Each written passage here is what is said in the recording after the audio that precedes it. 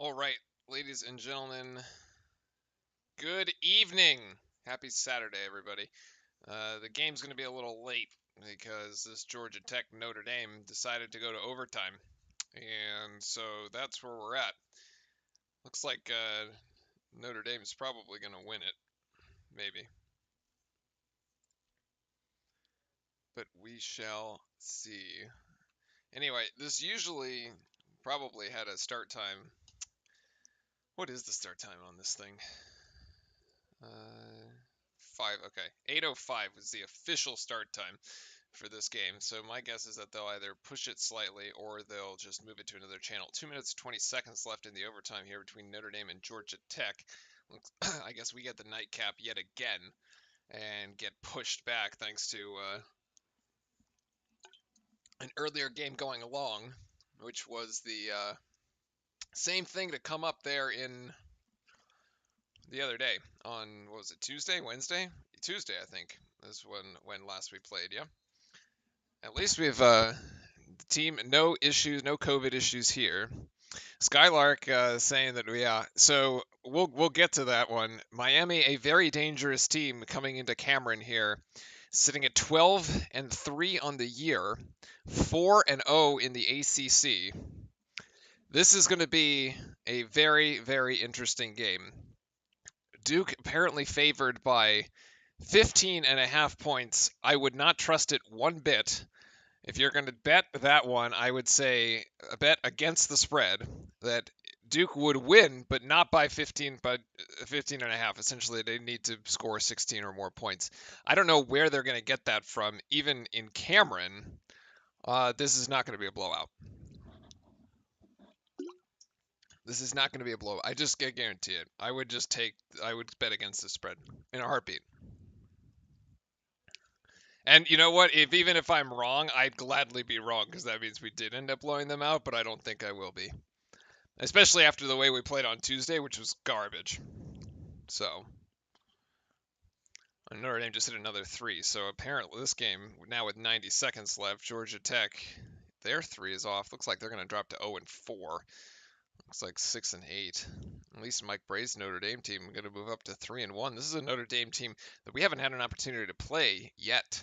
Although we were supposed to play them. It was one of the games that got canceled due to the COVID issues here within the program. So interesting. Look, they're actually going into Atlanta and might walk away with this road win. Although Georgia Tech still has 2 timeouts, Notre Dame still has 1, even though there's less than 60 seconds to go. Well, I suppose this is the same Georgia Tech team that we just beat on Tuesday, right? So like, ooh, what a block. Foul, actually. Okay, now on ACC Network Extra. Oh my God, what the hell? ACC Network Extra. All right, let's see. I think I have to load up the Watch ESPN.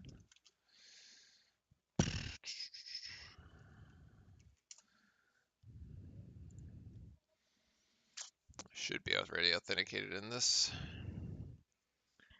ACC Network Extra. Okay, schedule and replays. Yeah. Upcoming basketball. Yeah.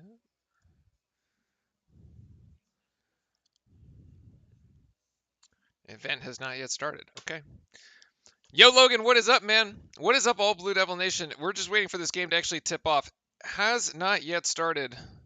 If you're watching on the actual broadcast, it's that actual broadcast is going a little long with the overtime game in Georgia or in Atlanta. And yes, Logan, go Duke as well.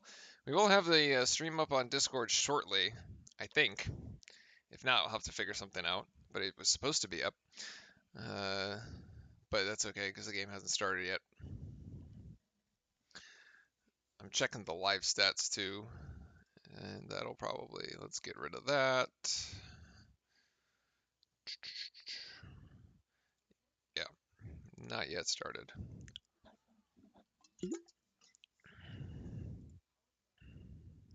But here is what I'm expecting. I'm expecting this to be a tough game, 1. 2, I'm expecting a bit of a bounce back game. Oh, and actually we have started. Okay, so that's Wendell Moore's got the first 2 points for Duke. This thing keeps telling me event has not yet started. That's great.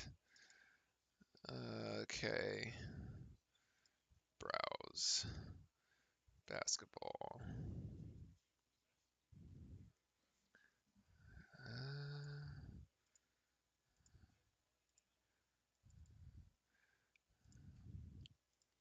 All right, let's go this way. Oh, come on.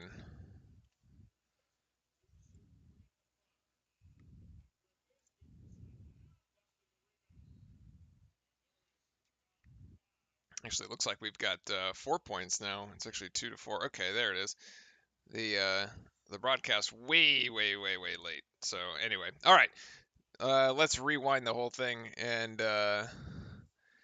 and let's get this going here because we're ready to go. So Wendell is going to drive baseline first. And he's actually going to get the reverse lane. So what I was trying to say earlier before this whole thing kicked off here is that I expect Coach K had a nice like little conversation with the folks and was like, "Yo, the game on Tuesday was awful, and y'all need to play a lot better."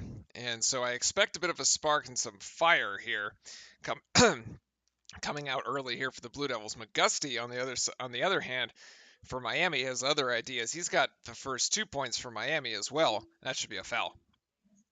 Not? Well, nice, beautiful pass there by Banchero up to Williams with the assist. Who's number 11? Jordan Miller from Miami literally had Banchero wrapped up around his arms, and they didn't call a foul. So I guess it's going to be one of those games. Miller is going to shoot a three from in front of the Duke bench. That's no good. 3-point shooting for Miami and Duke, actually. So statistically, these teams are very close. Field goal percentage for the two teams, Duke at 48%, Miami down at 47%. That's actually a turnover for the Blue Devils off the knee of Jeremy Roach there. Not the best start for him. 3-point shooting percentage, about 38% for Duke and about 36 for Miami. And Duke scoring about 48 points per game and Miami only scoring about 77. So it's actually pretty close. My favorite Duke player for this year, probably Wendell, actually. Not only most improved, but leadership skill-wise, definitely the Well, he's the captain on the team, but he's really put the team on his back as being sort of the most senior of the players. Williams can't get the putback after Roach misses the lay-in, and Miami's going the other way in quick speed. Keels almost steals it. Miami's just too strong as Roach comes down with a rebound. But I think Wendell has really put the team on his back on several occasions here. Yeah, I just think he's probably one of our better all-around players.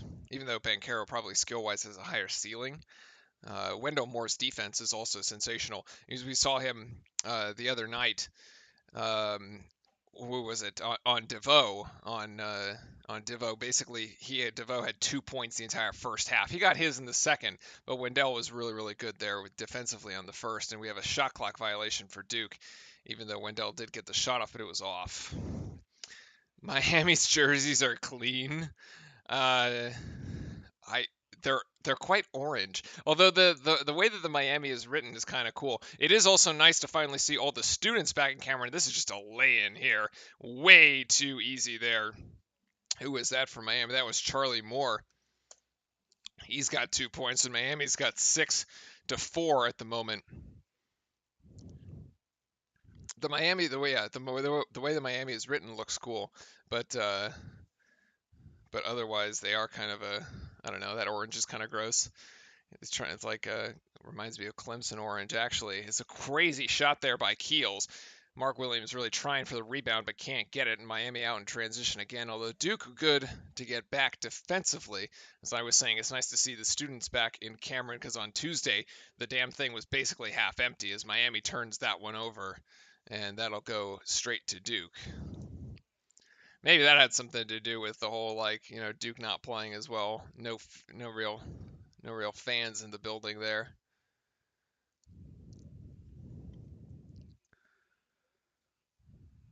And Wendell bringing this up the court to Keels. No change in the starting lineup. I know we had talked the other night, and Banchero gives it away as he thought that Mark Williams was going to go up for an alley-oop. Miscommunication there. And that's a silly turnover. And this is going to be Isaiah Wong trying to shoot over Mark Williams, who just manages to disrupt that shot slightly. Wong comes up empty as Duke dodges a bullet. No points off the turnovers there for Miami. Roach trying to set up the pick by Banchero. Nothing there. Oh, Banchero was open. Williams, I guess, just hesitated too much. Let's see if Mark Williams goes up with this. Nice little putback with Williams, and he's got 4. Last 2 years ago with Trey Jones and Cassius Stanley, you went to Miami at Duke. Nice. I've gone let's see. I have seen a Duke. I've seen a couple Duke and Miami games. Wow, as Isaiah Wong hits 3 from the top of the key. Let's see. I saw us lose to Miami. Actually, we got blown out at home once. That was ugly. That was a bad game. This is a good roll here by Mark Williams. Can't get it to go. Loose ball comes back to Wendell, who's now double teamed. He should probably call timeout here. And instead, he's just going to give it up to Isaiah Wong, who's going to take this one down. Banchero tries to contest, and Wong up over the top of Banchero. And that Duke turnover results into easy points. It's 11-6. And then the other time I saw them play in Miami, which was kind of neat. We ended up winning that game. So we actually had to go to the Miami Student Center, what was it like, yeah, or Athletic Center to get the tickets. At least they were nice and didn't upcharge us for them, being Duke fans, even though they knew it. And this is a 3-point shooting foul that's going to be charged to Roach, as Miami's going to have free throws when we come back, as we've hit the first media timeout here. And I think this should now probably be on the actual ACC Network channel. Yep. Cool.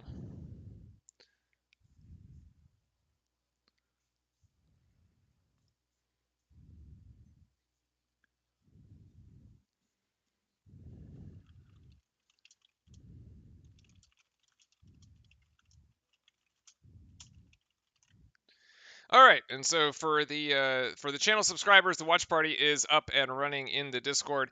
Jump in there if you need the game. Otherwise, it's on ACC Network, and you can join us here for the conversation. The lob from Cook to Hood was one of the best lobs in Duke history. All right, now let's talk about this matchup here, because as Skylark was saying that he was a little nervous coming into this about potentially what this matchup entailed. And so both teams here, let's set the stage, even though we've already sort of started the game, right? Both teams on win streaks here. Duke 5 games worth of win streak, Miami 8 games worth of win streak, which puts them at 12-3 and puts us essentially at the 12-1, and they are perfect in conference, so they are at the top of the ACC standings right now. So don't let the fact that there's no number next to Miami's name fool you, because this team can play. They've beaten Syracuse, they've beaten Wake Forest, they've beaten NC State, and they've beaten Clemson already. And the other crazy part about this is that they are 5-3 when trailing at the half. So basically, they're they've lost 3 games when trailing at the half, and then they've won the other 5, and they're on a 4-game. They've won 4 such games, right? So even if we were to be winning at halftime, I would still not buy it because this is such a dangerous team. Yeah. So basically, the other and kind of how it happened the other night, they were at Syracuse on Wednesday. They were down 18 points at halftime, and then went on a 24-6 run, and they overtook Syracuse and ended up winning the game. So, like, it's just we got to be careful here, especially with how poorly we played the other night. Is that Jordan Miller or is that Charlie Moore at the free throw line? That's Charlie at the free throw line. He gets the first. Yeah. And he will get the second as well. And as you saw that stat, Miami, a much older team, right? Averaging basically senior level age. This Miami's like very, Very Miami Vice vibe, 90s vibe. And they have 7, so there you go.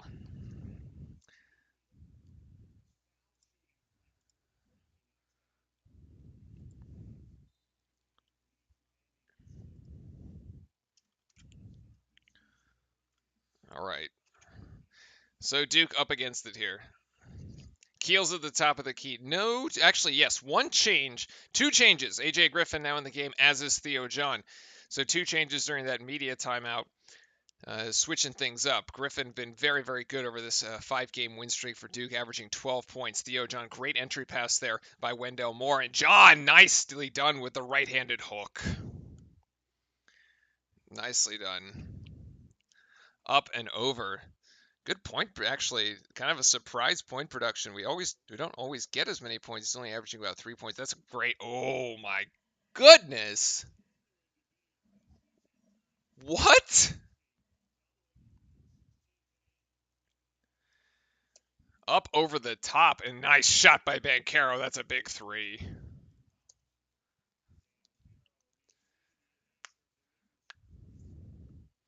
Yeah, Miami age intangibles poise. We'll talk a little bit more about that at the next break too here.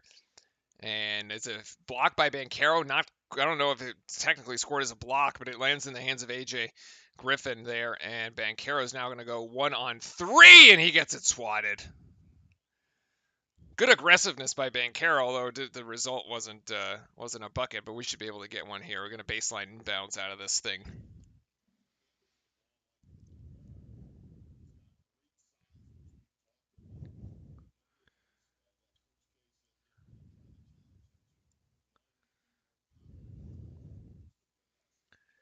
All right, Banchero at the free throw line is going to hit the first one. It'll hit every single part of the rim, but it'll still go down, which is fine. Counts just the same.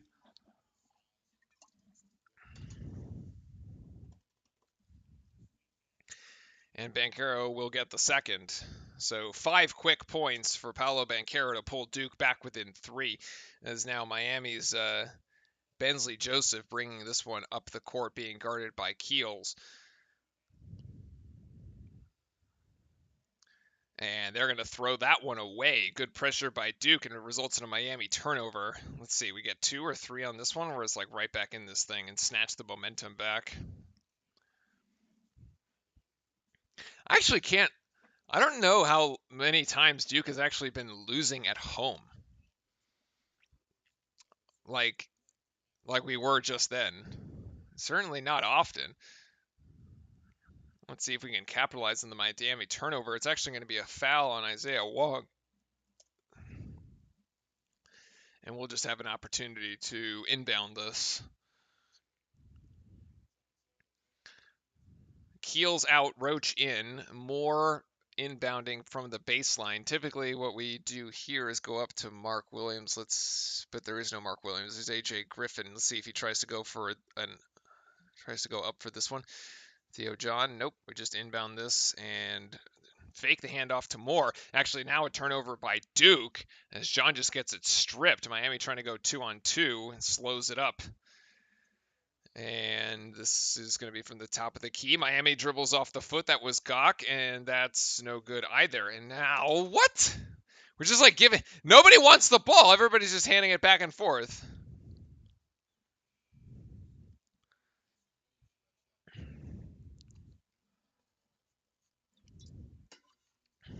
Come on.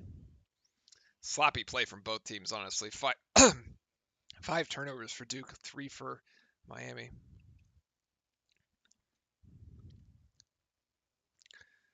Joseph being guarded by Griffin, and now McGusty working on Roach. McGusty going to try to go up above Roach, and the rebound's down to Theo John, who gives it right to Banchero, and Duke is in transition. A lot better pace. I think actually both teams, comparatively, Banchero's going to, that's a short one for Banchero. Griffin's going to save it. It goes off the back of the backboard. Yeah, hits the back of the backboard, which is out of bounds. So, actually, both teams content to play at a much faster pace, which is actually refreshing to see, given how awful the game on Tuesday was, that I never want to see again. At least this is much more entertaining.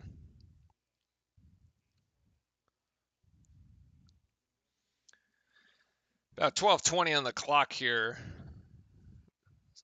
My guess is that the after this position, probably next whistle takes us to a immediate timeout. Joey Baker into the game now for Duke. This is going to be a deep shot by Miami, and that's just going to hit the rim and bounce out. Shot there by Charlie Moore from NBA range. No good. It also appears we have an eclectic fruit selection in the front row of the Cam and Crazy section, which is, especially with people getting sick, make sure you have your vitamin C. It looks like oranges and bananas are on the menu. At least. There's probably some others. Roach going to get a high screen by Williams, who's going to roll hard. And now Roach, great pass. Oh, that's goaltending. No, actually, Moore gets it right back. And he's got 4 points. It looked like goaltending. Just the block landed right back in Wendell Moore's hands. Attempted block by Waterberg, and Waterberg's 3 is off, and the rebound down to Wendell. Duke with an opportunity to push here and take the lead. Oh, nice little shuffle pass there from Wendell to Roach, and it's a 3. Larranaga got to take a timeout. Jimmy's got to take a timeout. They're gonna get this across the time. Okay, fine. My recommendation to Jimmy over there on the sideline would have been to take a timeout. Now he's not going to do it, which basically means at this point, watch, they're going to come up empty here. Duke's going to push it, and they're going to score 2. This is McGusty. He's going to miss, so there's that part. A.J. Griffin with a rebound. Duke's now going to push it. Duke's going to push it to Wendell, to Griffin. Griffin's going to go 3 versus 1, tries to get it to Williams. Okay, we scrubbed that one. That was scuffed and didn't work at all. And here comes Moore. Moore to Wong, back to Moore. So the right intent poorly executed, and another deep shot. That's a long rebound. Now Banchero's got this, and he's going for it. Nope. Right back to Charlie Moore, recovered. Oh, man. Banchero wanted the home run shot. I don't mind it, but it's unfortunate it didn't work out. 15 on the shot clock here. Miami's going to hoist 3. Long rebound's going to land in the lap of Baker. And now there's actually a chance to set up some offense here. So in all that, we're at 18-16 Blue Devils. Roach looking for opportunities to Griffin. Griffin's going for 3. That looks good! Yes, it is!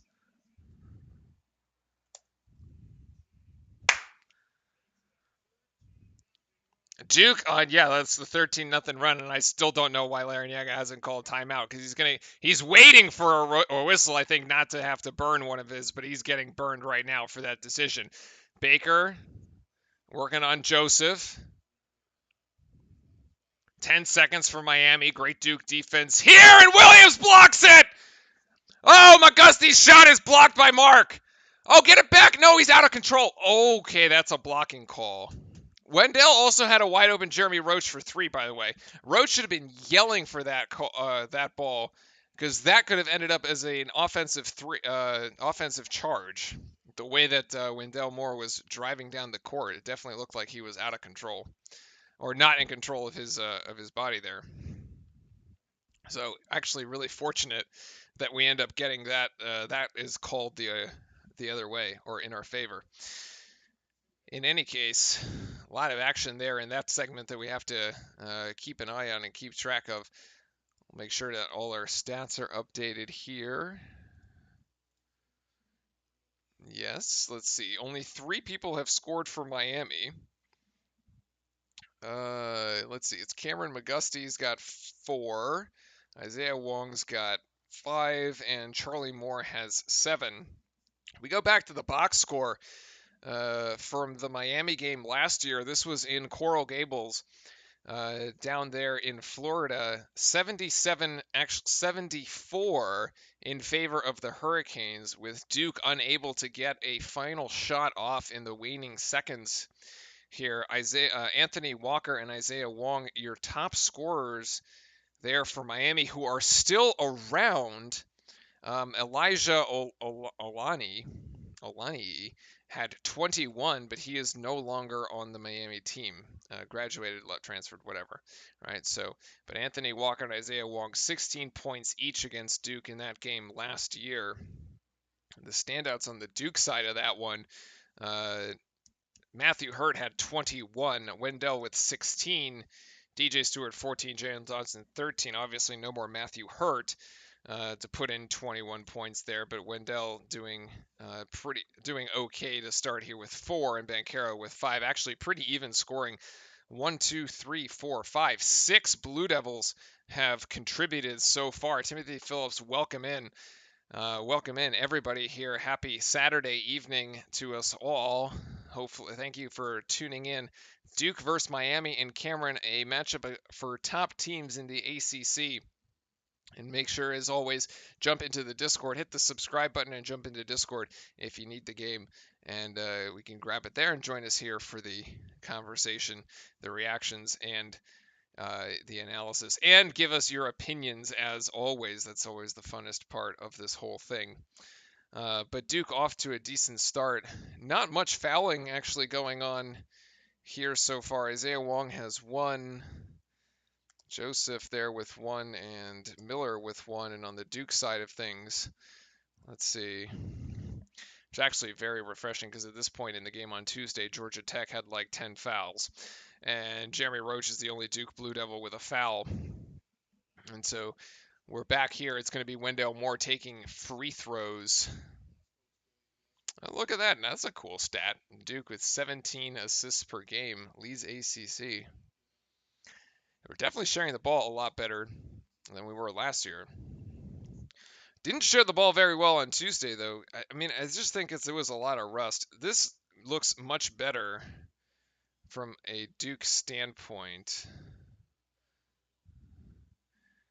This looks a lot more like how we want to play. So it looks a lot better from a Duke standpoint, I would say. Roach inbounding is going to get it to Baker. Your 5 Blue Devils on the floor: Baker, Williams, Roach, Banchero, and Keels at the moment. So Wendell actually getting a chance to sit. Really high screen. Actually, he doesn't never actually screens, but rolls as Williams, and Roach tries to go for 3, and that's not going to connect. That's just hits the rim there, and no good.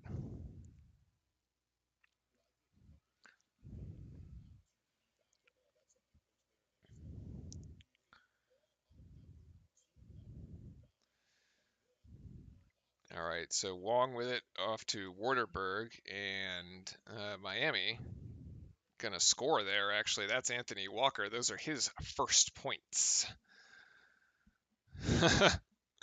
He's got the multi. I like it. I like it, Keon. You got multi-sport going on. You gotta watch everything. Like, I wish I had a third monitor. Could keep things.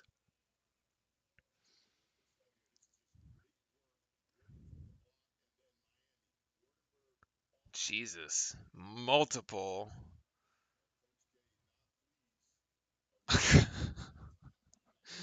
Oh, that was language there by Coach K, if anybody could read lips.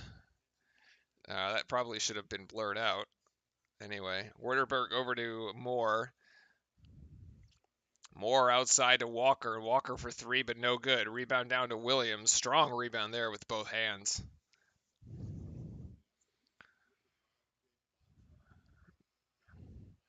And Banchero to Mark Williams down low, being guarded by Waterberg. It's 1-on-1 right now. They clear out the side for him, but he passes out to Banchero, who takes 1 step to the left, and Banchero's 3 is just a little short. In and out, and so no dice there for Duke. I don't mind the shot particularly. I mean, they got it inside, they got it back outside. Banchero's able to shot fake. I mean, why not?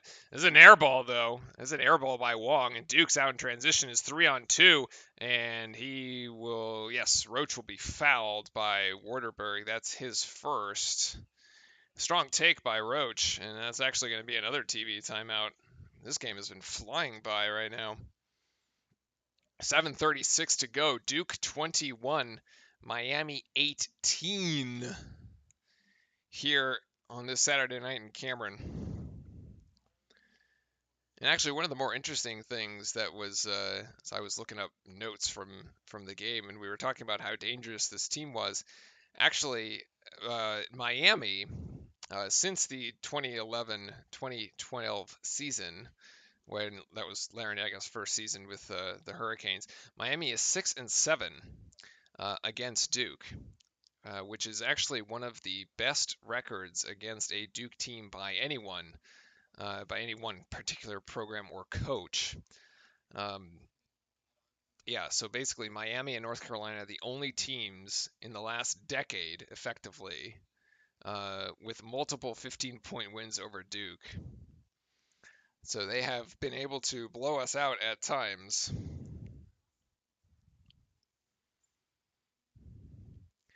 Yeah, because beforehand, so the interesting status to compare it to before and after Larrañaga, right? So before Jimmy came down to Miami, uh, they were just Miami was 2-15 versus Duke, and they've been 6-7 since. But Miami has only beaten Duke twice in Cameron, so 11-2 is Duke's record against Miami here in Cameron. I think one of the ones I guess was the one I saw. One of the losses at least was the one I saw. It was several years ago. It was probably 2013 or something.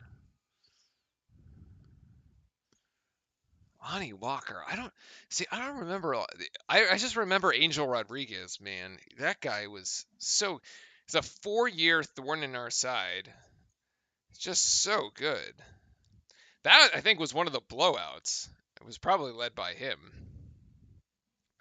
Every time he would come to Cameron, he would just go off. Like he came into Cameron and like it was like his eyes got big and he's like, oh yeah, we're gonna play. Oh, such a pain.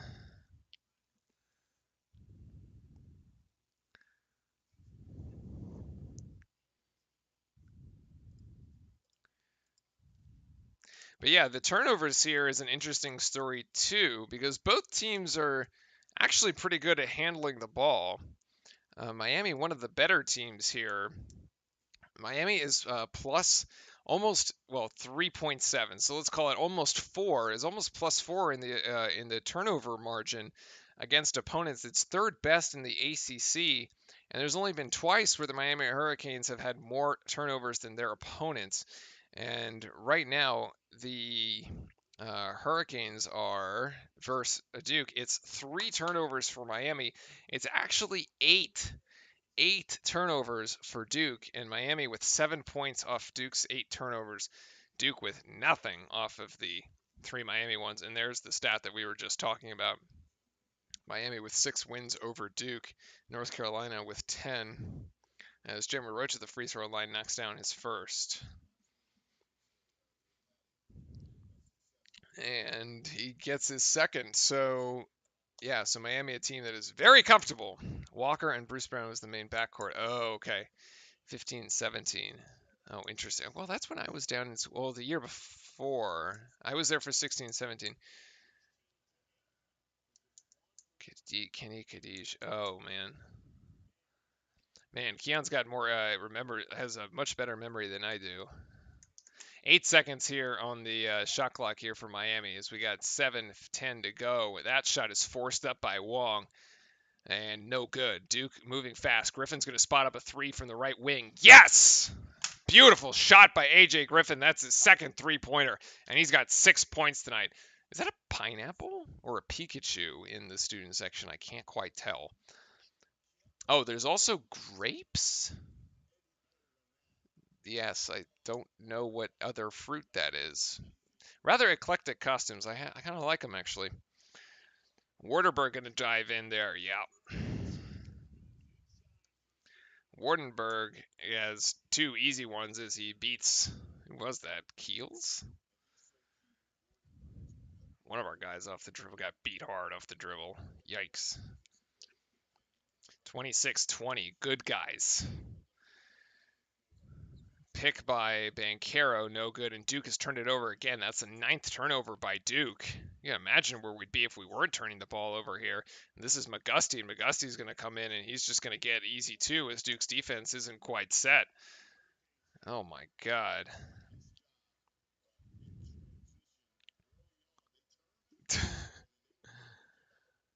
the double team up top for Keels. Yeah, it does manage to get it to Bancaro. Over to Moore. Back to Bancaro. 10 seconds for Duke. AJ Griffin going to go for three again. Here's the heat check. That one's short. Rebound down to Wong. From 14 to 18. I imagine if you're a Duke fan at any of the other ACC schools, you just get, yeah. Maybe if you're a UNC fan too. I guess any of our two programs, probably people want to hate you.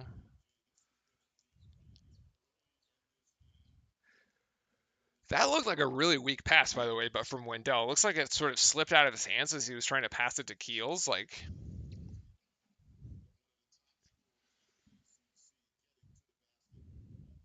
Jordan Miller at the free throw line here for Miami, a chance to cut the lead in half. hmm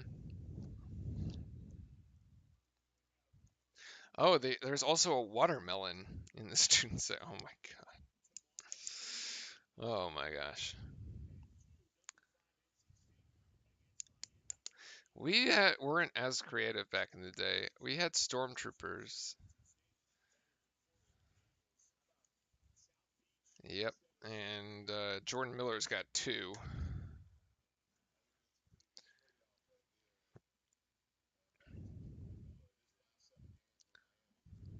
5:17 to go as Miami is now extending pressure.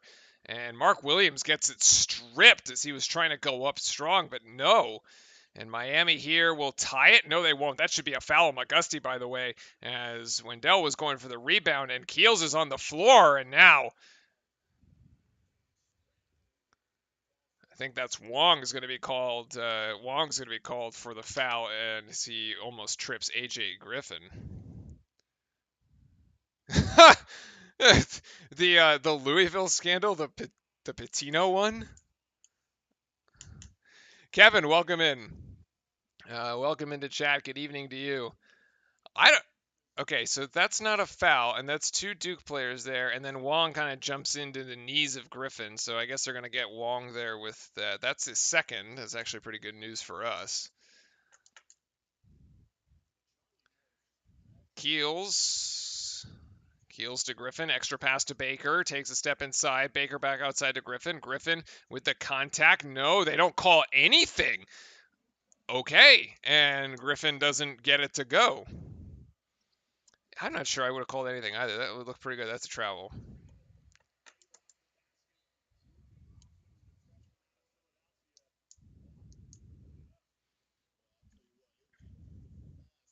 Yep, that's a travel. He slides. He slides laterally. Right, right, right. The Patino scanner with the score. Yeah, yeah. Okay, that's the one I thought. Yeah.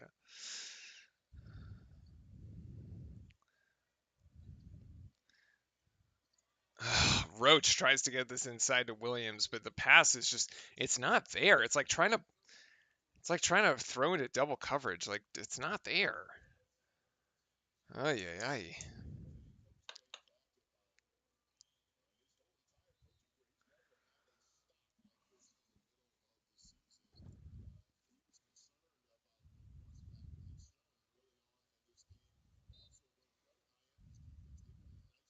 Miami inbounding here, and it is inbounded to Miller, who gives it up to Moore. Wardenberg with a screen up top. Now pass to Wardenberg. And the back door is going to go. Yeah. Wow. Another nice pass by Wardenberg, and that's 26 all. This is 55. This is Poplar with two.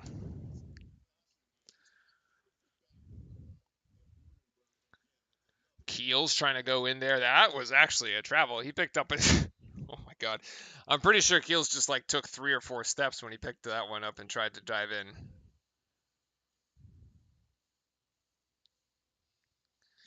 Damn.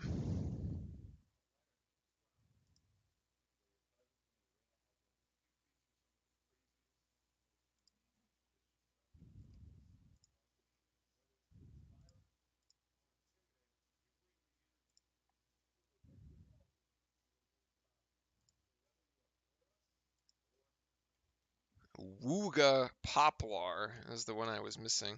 Actually didn't include him because he doesn't play many minutes, but with Isaiah Wong in foul trouble here with 2 fouls, I guess he's going to see some action today. I chose said school because the coach brought me Big Macs. That was the bribery. Nice, I love it. That was also a part of the NCAA stuff, right? A couple of years ago when there was like all the impermissible benefits of like where certain like programs would give like players meals, but like it was such a gray area. Um, I don't know. Coach hasn't taught these boys not to overcommit on the ball to now prevent the backdoor cut. You know what? Last year we were getting like just cut to pieces backdoor, and it was awful. This year, I don't actually haven't seen it happen as many times. Uh, I don't. So that although Wardenberg has been looking for those backdoor passes, he's now done it twice. So it seems like any time Miami passes it to Wardenberg, it's one of two options. They're trying to set up a backdoor cut depending on which half of the court he's on, or he's actually just going to sort of shoot 3. Yeah. So that seems to be the play. Let's see if it continues now that we've sort of identified this trend from Miami, and we can see if Duke wises up to it too.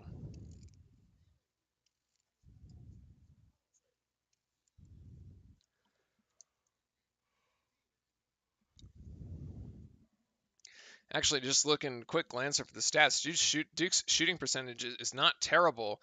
Actually, we're sitting at about 43%, 9 of 21. The problem is we've turned the ball over 9 times, and Miami has 8 more shots than us. They're at 10 of 29. And so they've basically been held in this game by our own mistakes.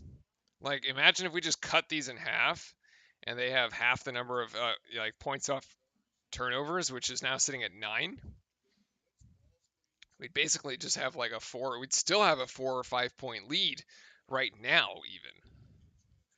So, really shooting ourselves in the foot. Like, 9 turnovers so far. Like, we can't really end this game with 18 turnovers and expect it to not be close or even win. Griffin's going to go for 3 again. Looks a little short, actually. And it is. So lots of ebbs and flows here in this game. Is Duke trailing by as many as 8, went on to go up by 6, and now tied. And what? Miller came down with the ball. Okay, that should be Duke's ball. No, Poplar. Oh, beautiful block by Williams. He got it going up.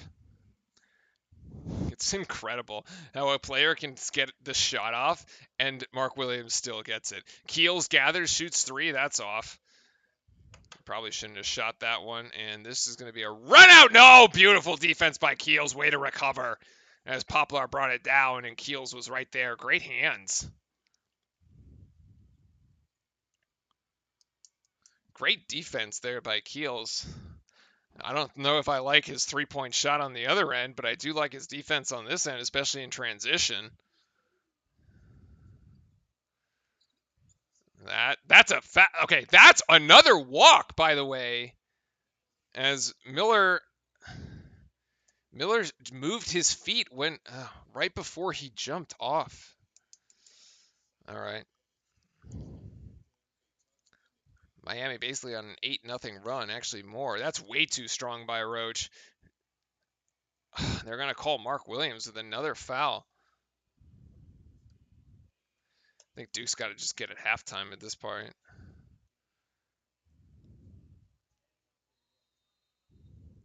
It's a Duke timeout right now. So Coach K has seen enough at the moment. Yeah, Duke really stalling out here. That shot there, that runner by Roach was never going to go. It was way too strong. It's almost like it actually looked like some sort of line drive shot that he tried to make into a layup. It was just weird. Roach with 1, Baker with 1, Williams with 2. That's the foul situation for Duke. and Miami right now. Both teams sitting at, I believe it's 5 fouls. Yeah, it is 5 fouls.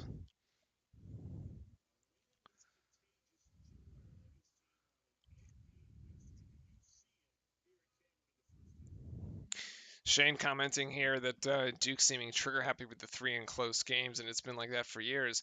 I actually think that's been it's been a more recent development. Actually, it's not. It wasn't like an early 2000s thing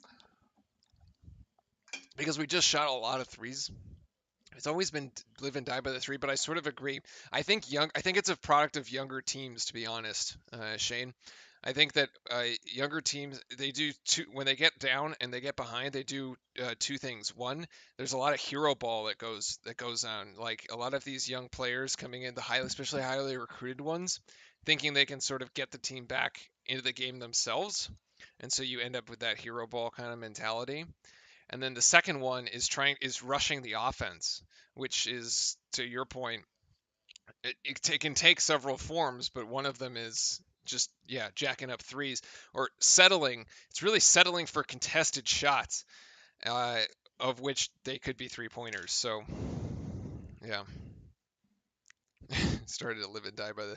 I feel like it started slightly before that, but that's kind of like the general. Yeah. I even think some of the John Shire teams had live and die by the 3. Actually, the Greg Paulus teams were really live and die by 3. I think to some degree, like in 9 and 10. He has a strong drive by Keels here, who is going to find himself here at the free throw line, see if he can knock him down, and he gets the first points for Trevor Keels in the afternoon, coming at 2:01 left in the first.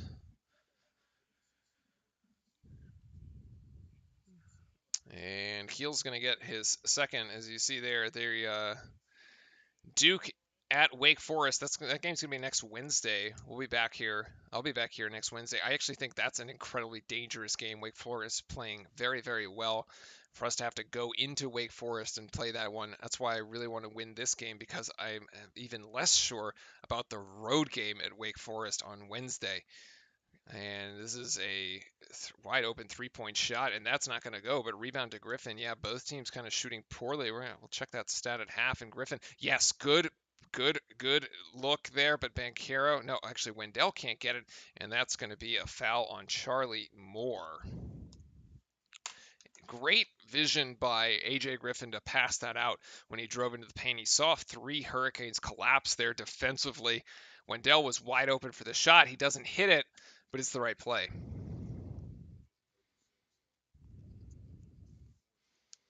Yeah, Shane. So I agree with you there too, and you actually saw that was right there. That was one of the examples of being able to drive and beat their people off the dribble as Banchero hits his free throw. In that particular instance, it was AJ Griffin doing it, but we've also seen like Keels has been really good off the dribble. Obviously, Banchero can take his man off the dribble, and even Wendell.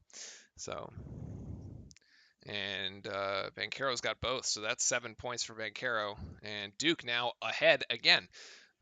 The game last year had 15 lead changes, and we are headed for perhaps something similar there today. Keon, that game winner for Kennard, I was there for that one. It was that was in 2000 and the 16-17 season. Pass it to Banchero. Oh my! No, the no look pass Banchero to Wendell, and we can't get it, and Keels is going to recover that. That was a foul. It wasn't called. Wendell going to go in. Wendell! Okay, Duke bailed itself out here because that was getting really cute with the play. Banchero basically no-look passes it to Wendell, assumes he's going to get it, and starts walking to the other end. And Wendell actually scuffs it. That was going to be...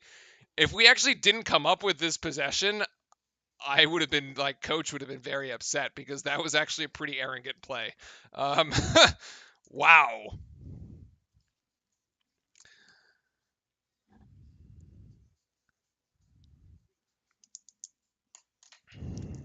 Oh, so Shane, you're talking about the Zion Williamson and RJ Barrett team. Yeah, I sort of agree on that too. I sort of agree on that one.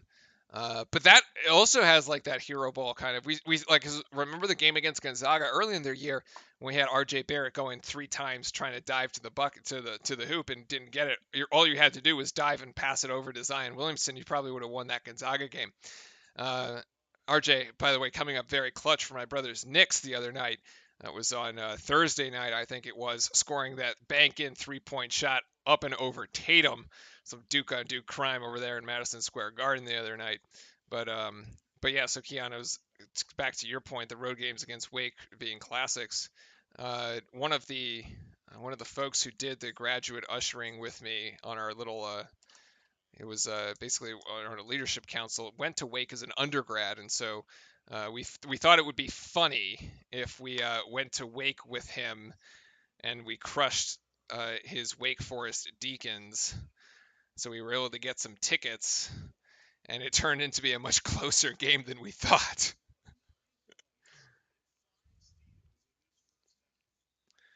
And that's another turnover here for Duke.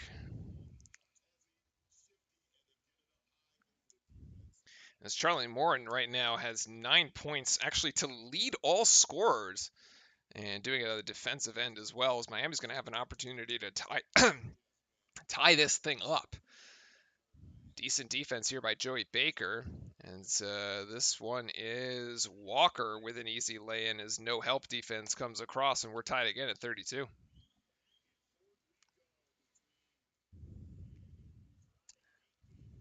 15 seconds to go. Duke's going to have the final possession here. What are we going to draw up? We're going to bring Banchero up to the top of the key. No, Wendell's going to want this himself. He's going to get it to Keels, who's open. Banchero's really open. They needed to get to him a little faster, but Banchero's going to take the three anyway. That shot's way off. Banchero, rather Keels hesitated. They should have just get that shot to Banchero in the shooting pocket and just take it, man. Just waited way too long. Yeah.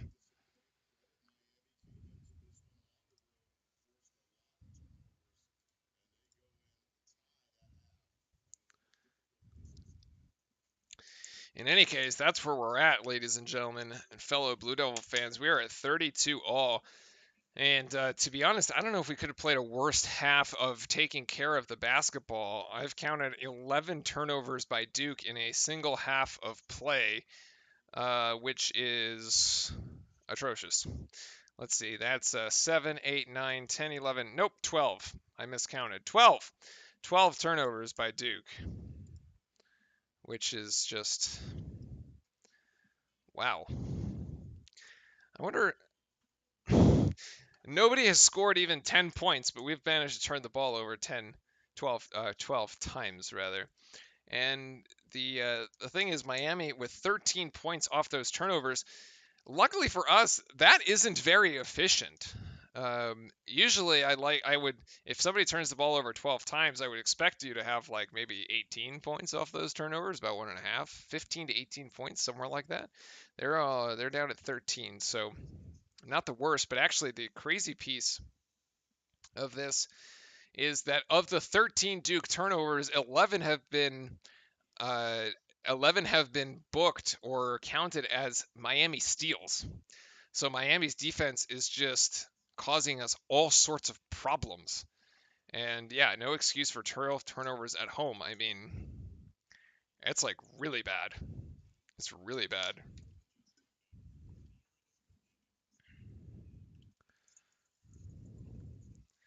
I need some water here because it's been an up and down, fast-paced first half.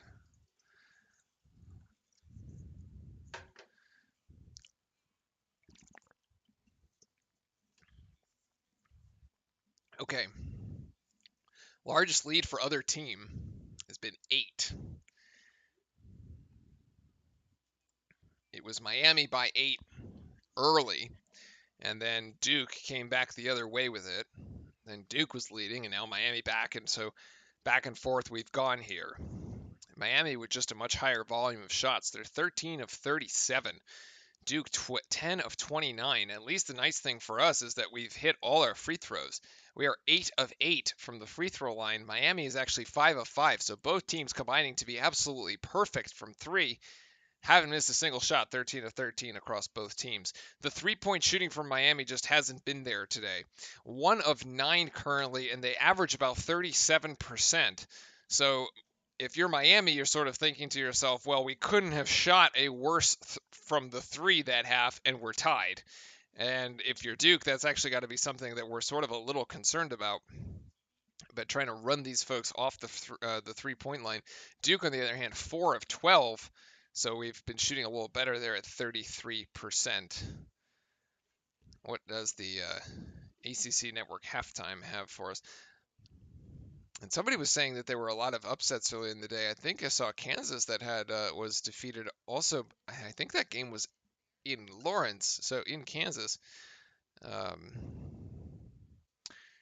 Shane with an opinion that a lot of people say Bennett being the second best coach in the ACC right now. Well, it's probably because Bennett's got a national title and Larrañaga doesn't. I mean, Larrañaga has the Sweet 16 Cinderella run with George Mason, right? That's his claim to fame, I'm pretty sure, but there's no actual ACC titles. ESPN saying that we have 13 turnovers in the first half. I don't know if that's actually true.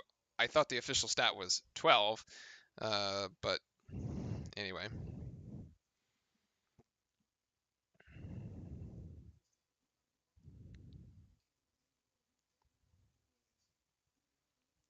Yeah, but Ken, like Reddish was always up and down. It was like Reddish was such an interesting character because he had that huge shot against Florida State at the buzzer to win it, and that's if you recall when Zion, that was the game that he got poked in the eye and actually couldn't finish the game, or he was out like midway through the first half or something like that, or like just didn't even play the second half at all.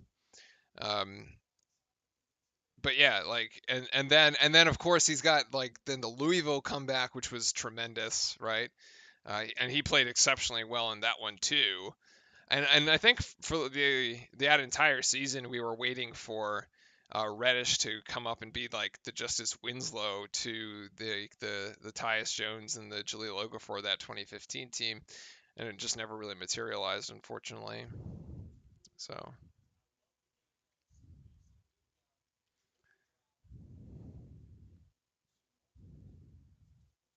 Bennett also is the only one to ever lose to a 16.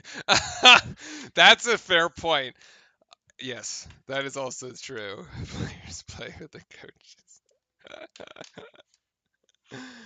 Yeah, that is the very yeah, you don't know where to hide when you're the only one to lose to a 16. All right, let's see. So some of the highlights for the ACC actually they're going through Florida State and Louisville. This is a Florida State team that lost pretty handily actually to Wake Forest the other night when they were in Wake Forest.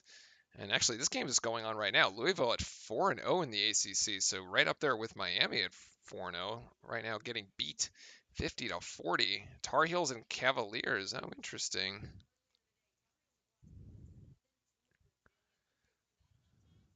Are we like? Does Virginia actually get it done in Chapel Hill or no?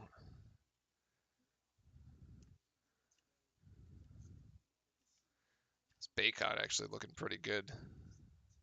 Baycott's going to be a problem, gents, ladies and gentlemen. Baycott's going to be a problem. The problem with Baycott is that he's a lot like yeah, we have Mark Williams. Baycott's just bigger. Baycott's bigger, dude. Oh, North Carolina going to beat Virginia. Yeah, okay. So that didn't work out for Tony Bennett in Virginia. That's unfortunate.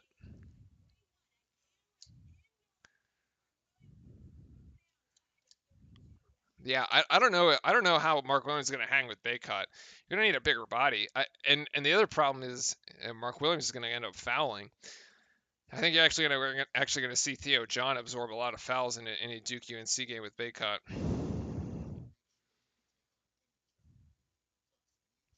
The between the yeah, of course, Shane. That between the legs pass is just like it's like the icing on the cake, right? You're basically in the middle of this comeback, and you have so much swagger that you're just like, I'm gonna put it between the legs, and we're gonna drain a three right here, because you know if that three doesn't go, it looks very stupid, but because it does, and like the comeback is almost complete at that point, you're like, oh yeah, I got some balls. That was really good.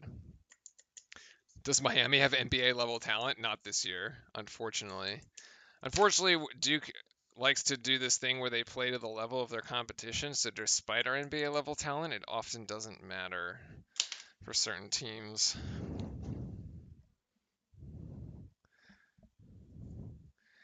But yeah, we still end up losing to plenty of teams with no uh, NBA talent.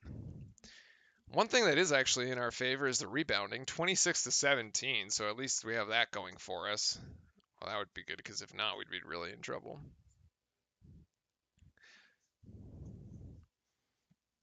But yeah, very disappointing that Miami with 11 steals, Duke only with one.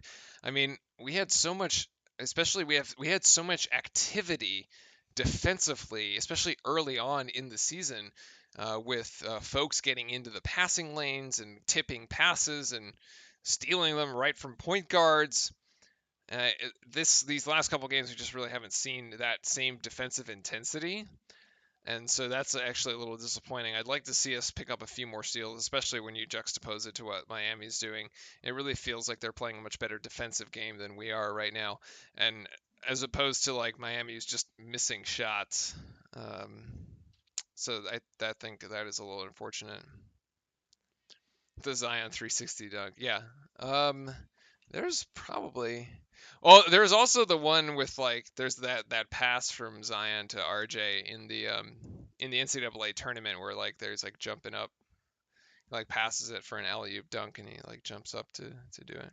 Yeah, there was a lot.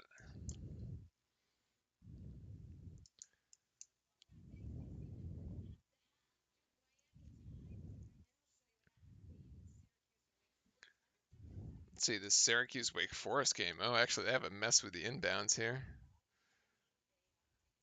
Oh yeah, that is off Boeheim. Is Zion still injured and overweight? I don't know if he's injured, but I think he still is overweight.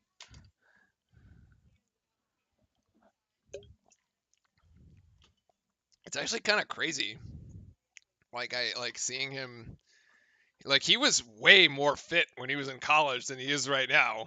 He looked like he was in way better shape. I was like, Wake Forest gets another win there, 77-74 at home. I think that's I have a bad feeling about that matchup on Wednesday.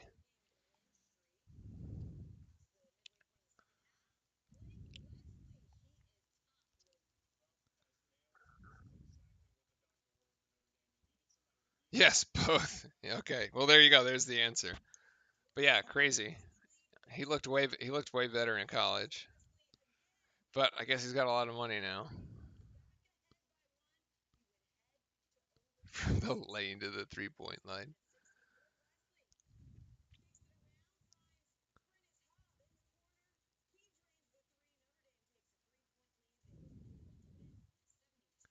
At least we didn't lose that Georgia Tech game, because damn, that would have been bad. They're now 0-4.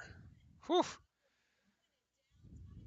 That is not a good team. That would have been a very, very bad loss, especially at home.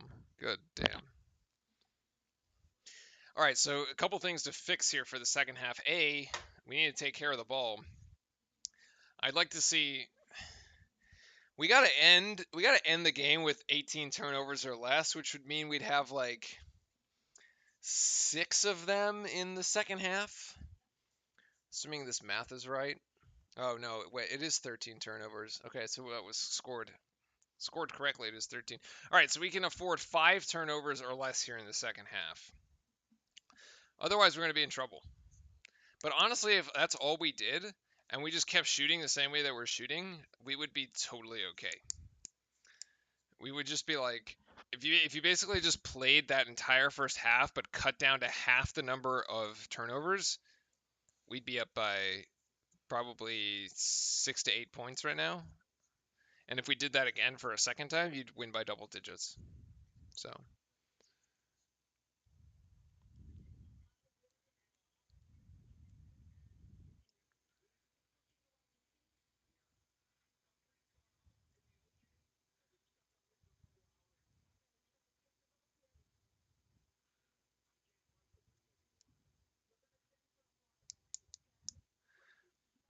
I heard it was seriously considering return. Yeah, well, I mean, there's no way, there's no way Zion is going to stay.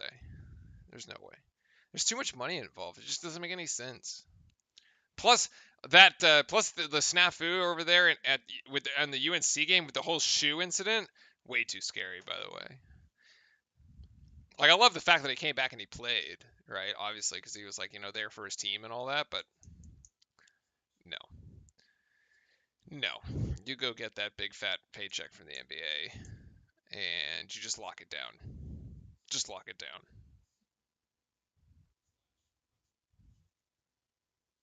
I don't blame him whatsoever.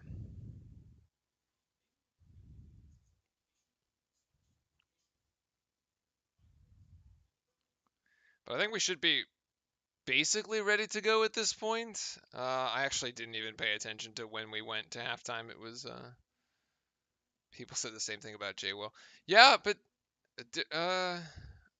was Jay Will actually a one and done? Different times too.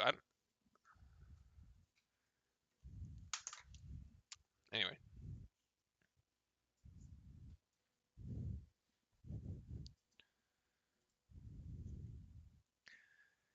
Anyway, as we get ready to rock and roll here for the second half, because I'm pretty sure we're close to coming out of this halftime. Just wanted to welcome in all the viewers, whether you've been here before, whether you're one of the regulars.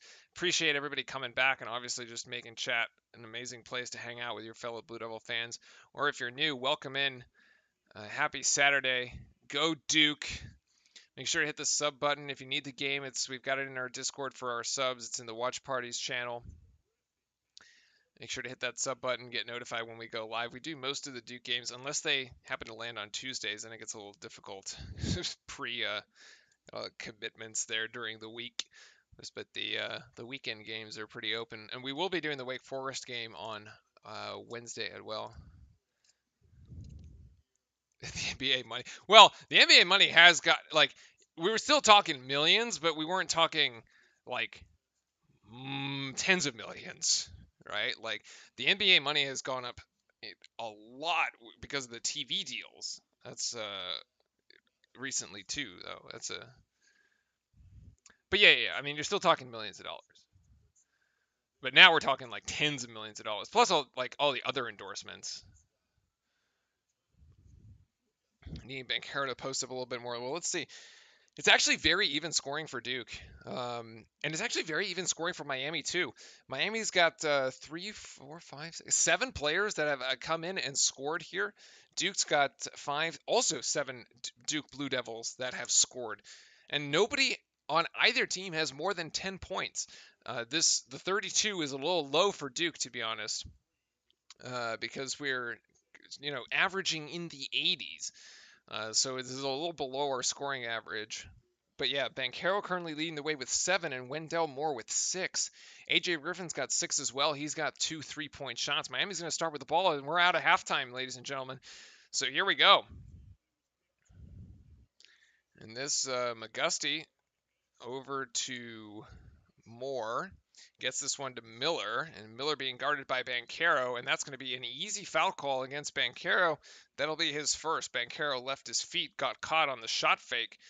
As Moore goes up with it, he will shoot 2. Stay down. Stay down. Banchero went for it hook, line, and sinker.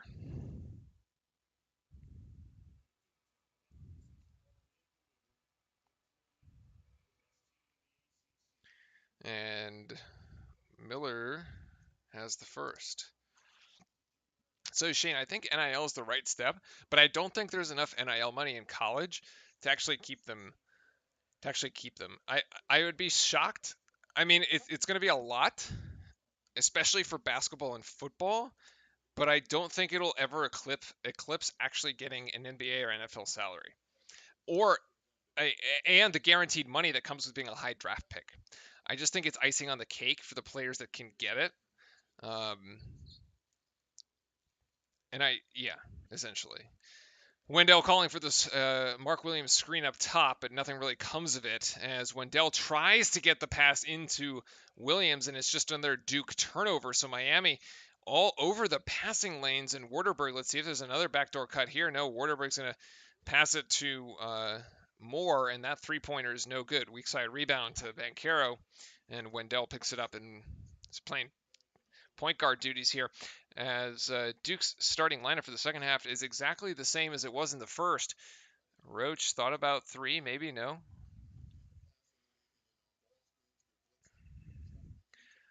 Little handoff there to Roach. Handoff action to Keels. Keels is going to take a deep three. Oh, it's good. Yes. I actually was kind of surprised. I didn't think that one. Latest shot. He puts it up right next to the referee. Right in front of Coach K, actually. Nice shot by Keels. 35-34. What a pleasant surprise there. Waterberg, handoff to Wong. No, actually, he keeps it. There's the backdoor cut again to McGusty. Chat. That's the third backdoor cut that Waterberg has played in the exact same setting. They've gone and they've successfully done it twice. They're 2 of 3. It's basically anytime Waterberg gets the ball, he's going to backdoor cut you. But one of the guards is going to try to backdoor cut you. And there's a timeout here by K. Same play exactly. Yes, Kevin's. Yes, I got it right again. Look, McGusty's going to fake left and then just go right. They inverted this on the opposite side. You saw this. This was right in front of the Miami bench, but you saw this in front of the Camera Crazy section where the guy fakes left and then goes right. It's the same exact play.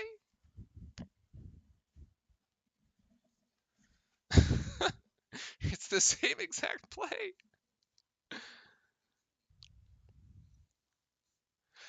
I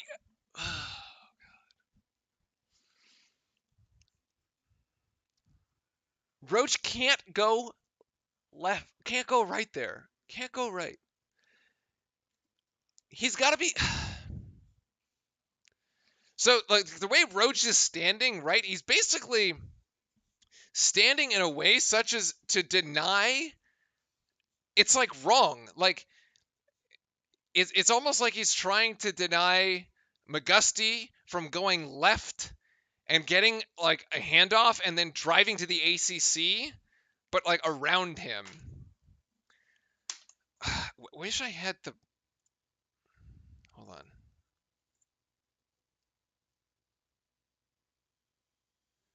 I used to be able to draw on the screen, and I don't know if I can do that anymore.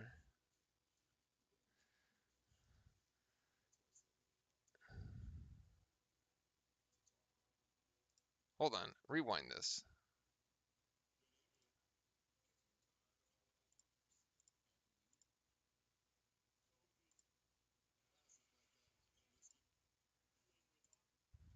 Okay. Rewind.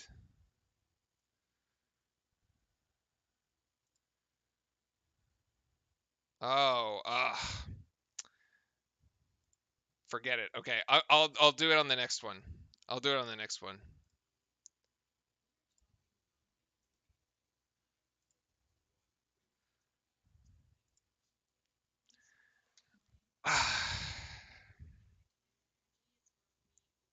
This isn't as excited in Chrome.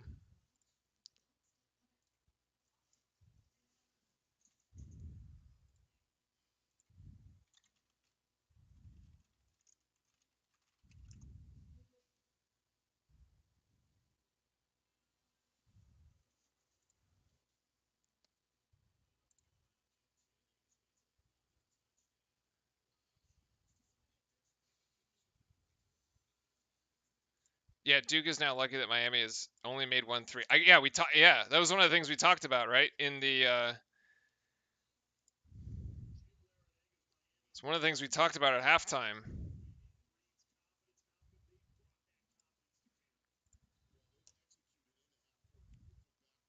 Oh my. All right, no showing the replay. It's just like, oh. Anyway, Banchero's going to try to go up with this strong. He's going to get fouled.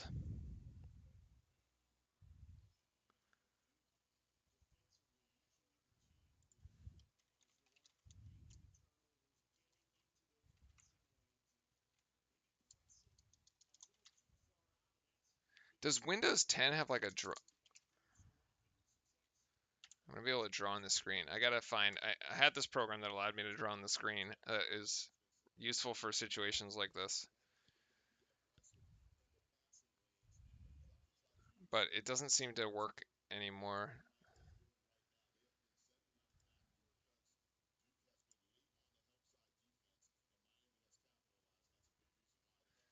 Banchero gets 1 of 2 at the line, so he's got 8. 36 all.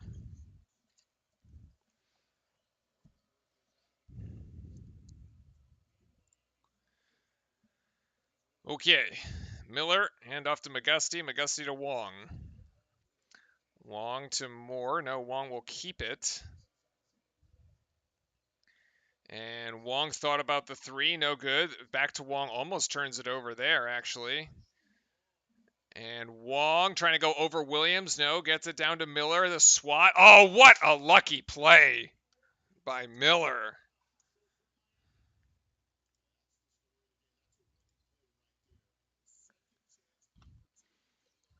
Keels diving into that was lucky. It landed in the hands of Roach. Roach to Mark Williams, and Williams with the dunk. Beautiful. Nice play. Great find by Roach, actually, by the way. Great find. And we have yet another tie. Not a team really finding any separation here. I do have to sort of admit, though, if Miami starts making threes, we're going to be in real trouble. Speaking of, that's in and out. Dodged a bullet there. Miami still not shooting well from beyond the three-point line.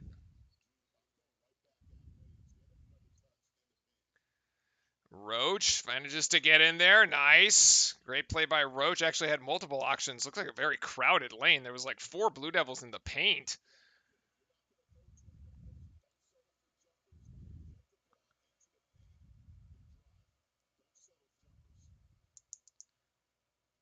Cameron getting ready to, if we get on a roll run, Cameron's going to go here. Almost a steal there. Moore. Outside to Miller. Miller, oh, and he's got 3. Miller's got 3. That's 11 points for Jordan Miller. He's the first Miami Hurricane into double figures. He's actually the first of any player into double figures. Miami 41-40. Sharon Hill, hello. Good evening. And Duke almost turns it over there again. Oh my God. So Miami has finally found a 3-point shot. Keels diving into the paint. Great bounce pass there. Oh, that's an and one! Oh, a little luck going our way too. How about it?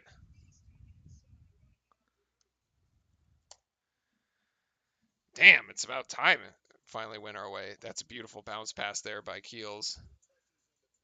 Oh, Jordan Miller picks up the foul there. Okay, so what we were going to do is we're going to look at that, the replay of that.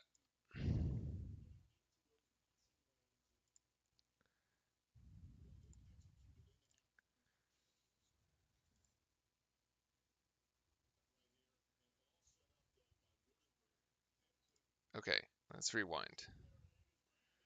All right, let's rewind and set this up. Okay, now we can do this because we're at commercial. You can see, okay, you can see my cursor here too. So here's Waterberg. Roll it forward. I actually need to like go back like a few seconds. All right, it's going to go to Poplar over here, right? He's the one that's going to backdoor cut this thing. Roach guarding here. Mark Williams guarding here. We've seen them run this play twice before. And the other thing to note is that there's no other Miami players on this side of on this half of the court. Okay, so basically the right half from the middle of the court over to the bench is just these two, and the other 3 Miami players, there's one over here, the other 2 are off your screen, you can't see them. So this is basically going to be a 2-man game, and they're going to backdoor cut this thing. There's Waterberg, and here's Roach over here. And like he's almost like he isn't planted on this right foot, which means he's his weight is going left. So he basically he sensed that this is coming, but it's too late. right? And this is a very easy pass because, by the way, they've cleared out this entire side. So there's the fact that there's 3 Miami Hurricanes on the left side of the screen that you can't see. There's also 3 Blue Devil defenders that you can't see either. And there's just no help defense because they're playing 2-on-2 and Roach has guessed the wrong way at this point. And that's an easy 2. Baker's just going to be late here. I mean, there's no way. And then so that was in the first half. That was the first time they successfully did it, okay? And then this is the one right before the break. So Roach bets the wrong way on that one. All right, so this is the one in the first half, right? And now we flip this because we're on the opposite end of the court. We flip this here, and actually they haven't even cleared this one out as well as they did in the last one because there's 2 Miami players here. There's actually a 3rd Miami player here. And in this case, how do you let this happen? Because this player here, who is this? This is Keels? Keels over here on the left is literally looking at the guy, and he has to close. He's got to close in here. He's got to come into the paint and close here because at this point, Roach is playing too close. He's sort of beat. It's too easy. He's got it. Yeah, that is Keels. Roach has to communicate this to Keels, and Keels has to slide over. But you get beat on it twice, same play.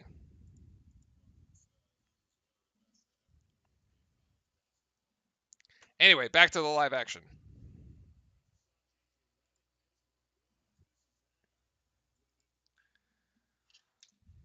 We can analyze that all day. It looks like Miami put in a bucket there. So 43-42. I'll have to see who was, but Wendell's going to get that one right back.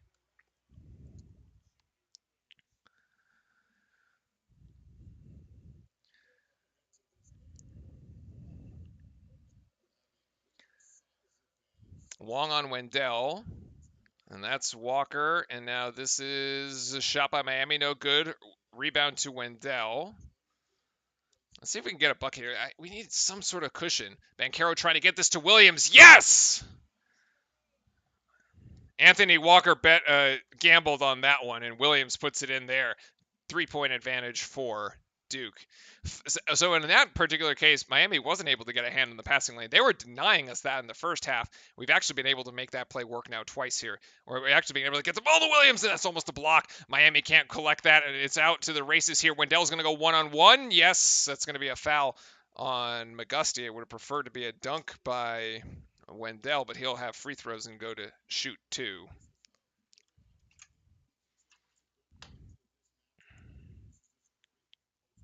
It's a great little just turnaround there by Williams playing one-on-one.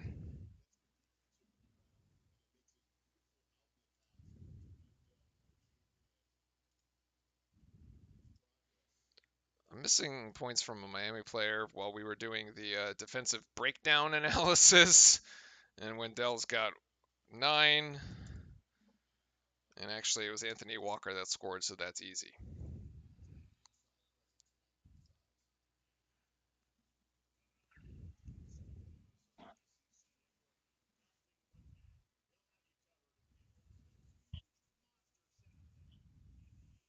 Wendell going here for his second. And yes, gets it there. Duke opening a 5-point margin here. We need another defensive stop. This is the time in the game where we can really, really put a hurt on Miami right now. This point in the second half. 14 minutes to go. A defensive stop here and another bucket. It's McGusty trying to work on Williams. Great defense by Williams. Doesn't let him have it. Has to get it back outside. Great defense by Keels here. The shot is up and over. Oh. Charlie Moore now with 11 points. That's kind of a lucky roll on the rim, and it goes. Almost came out.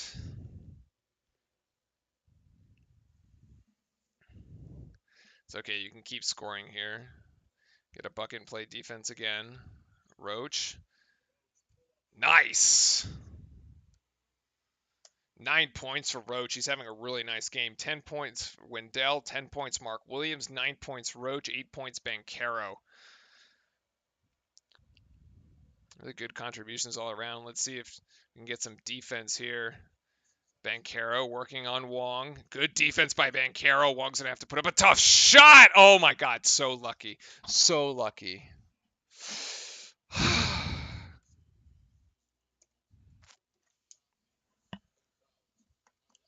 So lucky.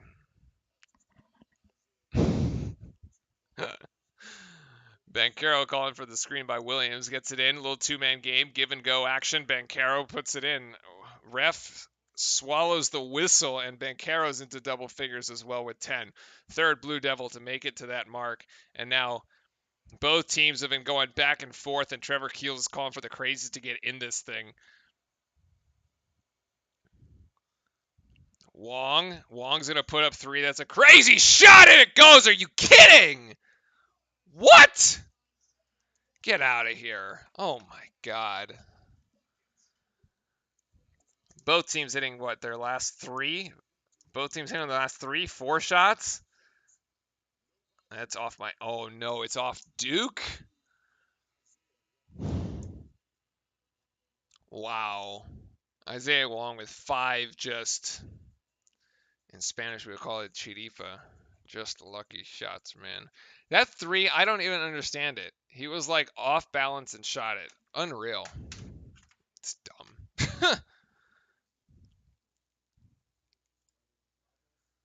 All right.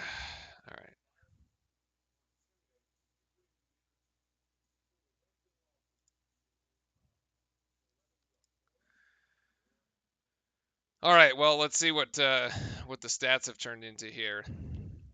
We said we needed to leave this game with 18 or fewer turnovers.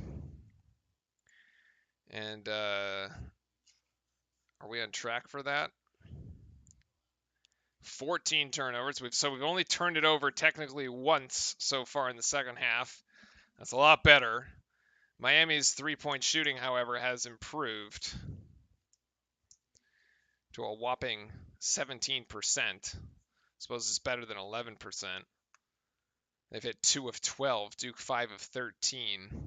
Overall field goals, though, Duke is shooting almost 50% from the floor, 48.6. Problem here is Miami has taken 12 more shots. They have just getting more cracks at the rim. As those turnovers basically being one reason, but they're also getting a bunch of second chance points. Smothered burrito and he still hit that cheese. I don't even know.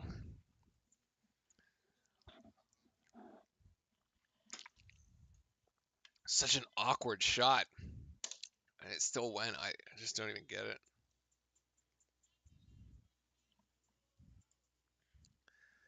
It's really unfortunate too because like we were in such a good position to really blow the game open. Like we had this 5-point lead. If you just and Wong hits these 2 shots, like if you stop any of like those 2 shots and then you go in and put another one, you go up 7 or 8 points.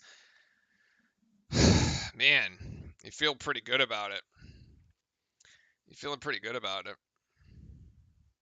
Now momentum really swinging the way of Miami though. We're gonna need to absorb the punch here. We're going to need to see what we can counter with. We are looking a little bit better, though. We are kind of being able to actually run our offense. You can see those plays that go into Mark Williams. You can see what the game plan really is here to try to pound the paint. We don't really want to be settling for outside shots.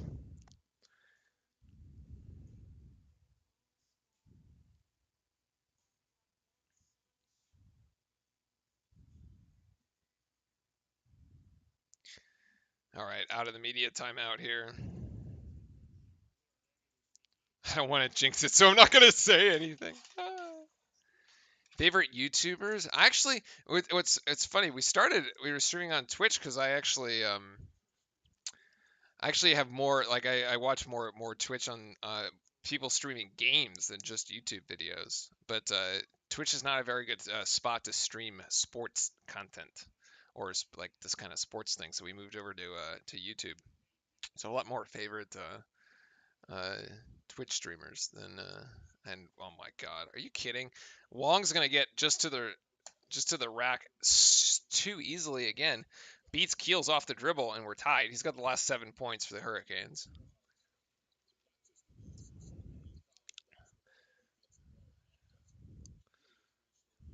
Griffin, Wendell to Roach. We cooked some kind of play up in that timeout, right? Right? Keels for 3. That shot's gonna go left. No good.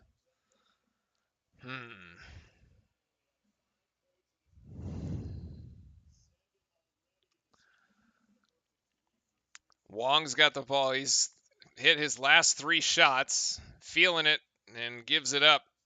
This one is to Moore, and the reverse is good. Miami cannot miss a shot right now. 6 of the last 6, 5 of the last 5. Keel's going to go shoot again from the 3. That's no good. And Miami's going to rebound. What in the world is happening right now? Duke has gone cold from the floor. Oh, Waterberg thought about the backdoor cut. It was played well by Wendell, and McGusty is going to just put in a leaner for 2, and Miami's got a 4-point lead. Basically, Duke was winning by 5, and now we're trailing by 4. It's a 9-point swing for Miami. This is ridiculous.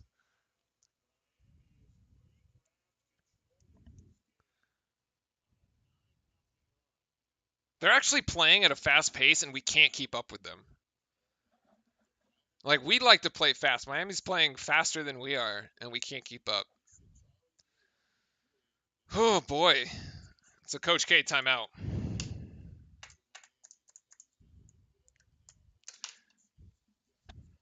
Gosh.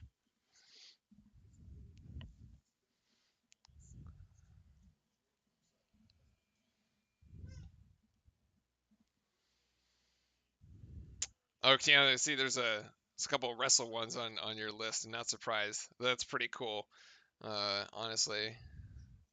Wong is having it's just a Jay Billis night. Is that when basically like there's like one player that you pick from the other team that Jay Billis is like, yeah, that guy's gonna go off.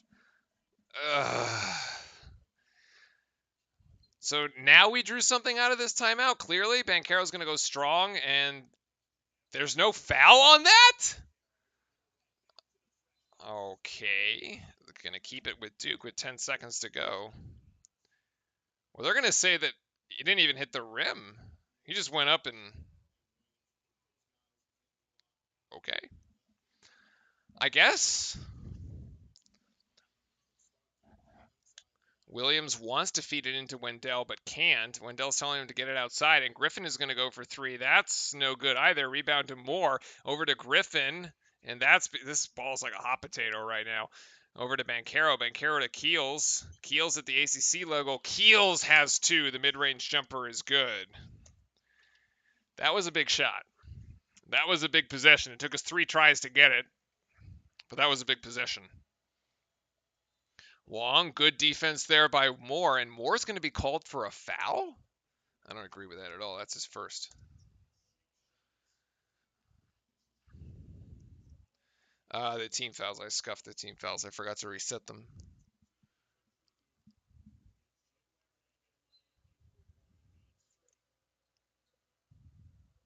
Miller wants 3, is going to go in there, and over Williams. Too easy. He actually gets it over the wingspan of Williams. We saw that turn into a block earlier. Oh, boy. Wendell. Nope. Banchero has to swat it out, and he just swats it right into the waiting arms of Wong. Oh, my God. It's an and 1 for McGusty. Another Miami steal turns into points. Oh, my God.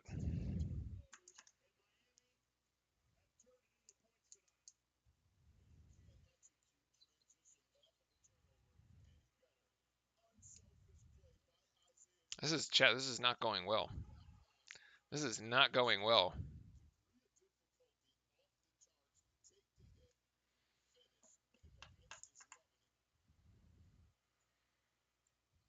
At least he missed the free throw.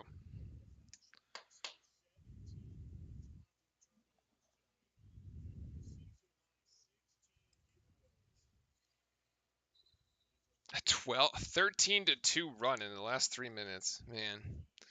We said how dangerous Miami was, right? Even if they were trailing at halftime, well, they weren't trailing, they were tied. Ay, ay, ay. And nothing coming easy for Duke. We can't get easy shots.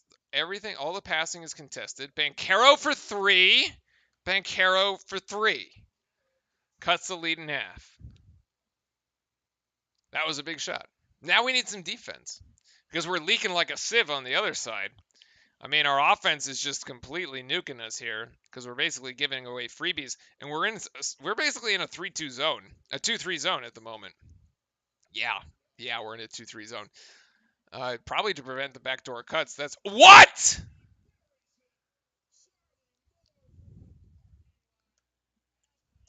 All right, well, if we're gonna go 2-3 zone and Miami's gonna hit threes from 3-court, like from a couple steps inside the halfway point, then sure, I suppose. I suppose it might not be our night. Like that's just dumb. That's an and one by Griffin, beautifully done, real strong. Arye, hey, what's up, man? If you don't have ACC, check out our Discord. You can grab the game in there too. There's a watch party for all this for the subscribers. This is beyond NBA range. This dude is jacking up threes. Oh my god. Tough game right now as Duke trailing, and Griffin is going to get, no, he's not going to get the free throw, and it's going to be a foul on Mark Williams, which I don't agree with. I thought the ref was going to call that before it ever happened. The ref had basically decided he was going to call that foul before the shot was even taken. Duke just can't stop anything right now. Well, Duke is now out of the 2-3 zone, and we're back to playing man-to-man. Because that 2-3 zone resulted in not so good. Now, the ball on the floor. McGusty recovers it. Duke was just a little late on the reaction time there. Oh, and Wong gets hit by Moore? Wow. All right, and that's the under 8 timeout. So Miami's going to have 4 seconds to go. Now they're going to reset that to 20. 7:42 to go. Miami by 4 here in Cameron Indoor. As we've really stalled out, and Miami just has kept going. They can't miss a shot right now. Ugh.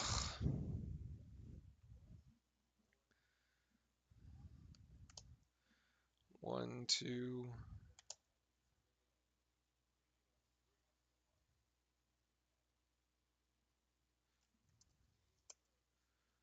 Waterberg's got 3. McGusty's got 2. Poplar's got 1.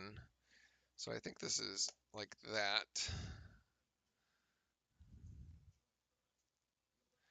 Well, I think it's a combination of both. Our defense is really bad right now. I mean, you saw how easily we were getting beat on backdoor cuts. Like our man-to-man is not good. And so we tried to throw zone at it, and then they just kept shooting right over that. They kept shooting through that, so that doesn't work either. Not that we would want to really see a Duke team play zone for a prolonged period of time. Anyway.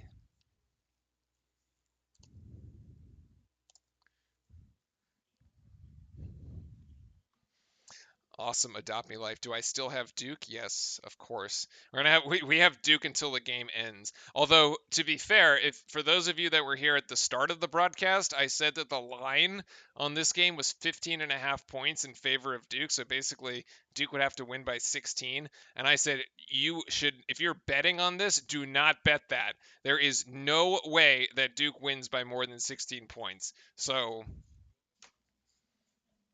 if you had listened to me, you would have been right. Do not take that. There is no way. I don't know what Vegas was thinking is the easiest money you would have ever made. I probably should have bet that one and have just been like, there's no way.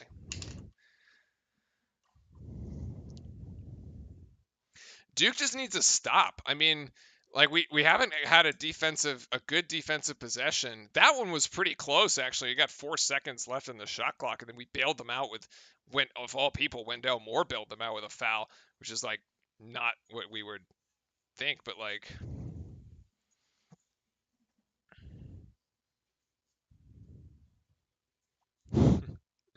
yeah, the answer is both.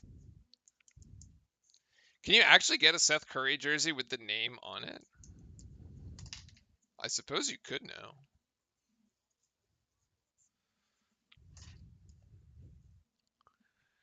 This isn't quite panic mode. Panic mode would be like if this was a score in like with 4 minutes left. Thanks, awesome. Appreciate it. All right, all right, chat. Let's gather. Let's gather up here. Duke just needs to stop. That's all we do. We just need to stop here. It'll be 20 seconds on the shot clock. 7:42. We're only down 4, and we're at home. Wong gonna put this up on Williams. All right, there's the Duke stop. Although, to be honest, it was not very good defense. Williams left his feet. Wong just kind of missed it. So, all right, here we go. Keels over to Griffin. Griffin back outside to Keels. Keels now driving in. Finds Moore. Good, actually, recovery by Miami. Now they're able to get Mark Williams down low. Williams finds Griffin. Beautiful pass! And Griffin's got 2.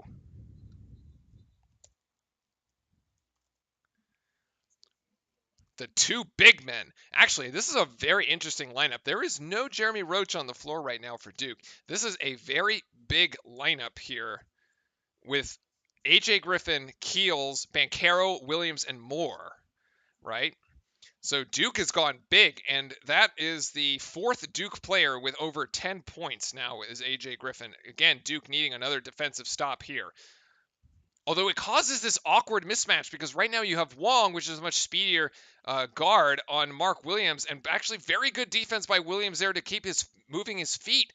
And now it's going to be Moore on Williams. Williams just earning it right now. And Williams blocks it. Oh, Keels, go for it, buddy. Oh, and that should be a foul. That should be a foul on Moore. That's like almost like, yeah, it should be a foul. Fantastic defense here on these last 2 possessions by Mark Williams. Actually playing against much smaller guards, okay? Moving his feet, not not causing fouls, and then being able to actually that results in a block, and it essentially results in a run out.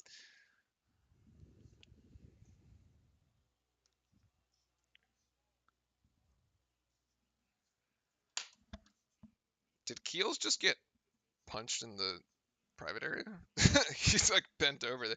He's got 6 blocks so far tonight. Oh, that's going to be another foul. Wardenberg going to be the foul, actually. That's the 4th foul on Wardenberg. It's actually good news for us. Maybe Miami won't be able to run his back cuts without him. Larrañaga quite unhappy with it.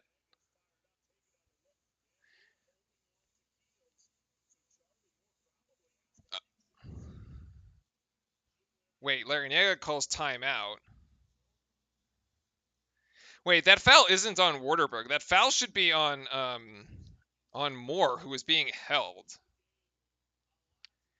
And that puts Duke in the bonus. So Keels will shoot 1-1 at the line.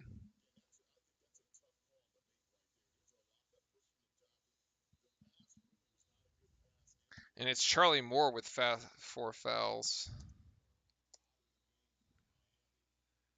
How is this a tough call?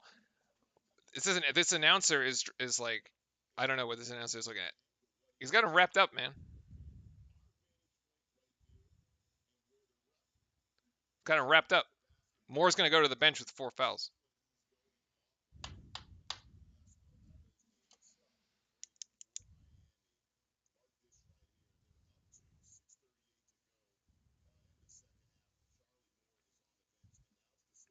I mean, it looked like a foul prior to the inbound.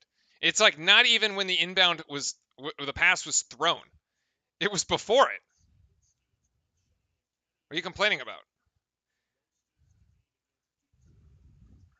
Beautiful, like clutch free throw there at the start by Keels, by the way. So he gets the first. And Keels will get the second. It's a tie game. All right, we're back in this. Look at that. Less than a minute later, no panic, chat. 63 all. 63 all. Wong on Banchero. Over to Waterberg. Back to Wong. Banchero. Wong's going to take that 2-point shot. Nope. And that should be...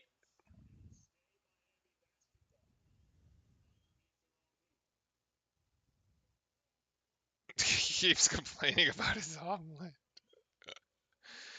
Yo, who goes to IHOP and gets an omelet? That's a crime. You go to IHOP to get your stack of pancakes. Talking about getting his food is Wong is absolutely eating right now. Another 2 for him, and he's got 14. Right, he had 16 in the game against us last year. That win coming down there in Miami. Over to Williams. Yes, this is exactly where you should put it. And Williams is going to get it stripped. Williams is going to get it stripped. Yep. Damn it. Another steal by Miami. Man, if we had turned this thing over maybe even 10 times, it's just like a no contest. Waterberg's going to go for 3. I can't believe he's actually going to hit this. No, he's not actually. That's a foul on Griffin. Whatever, it's fine.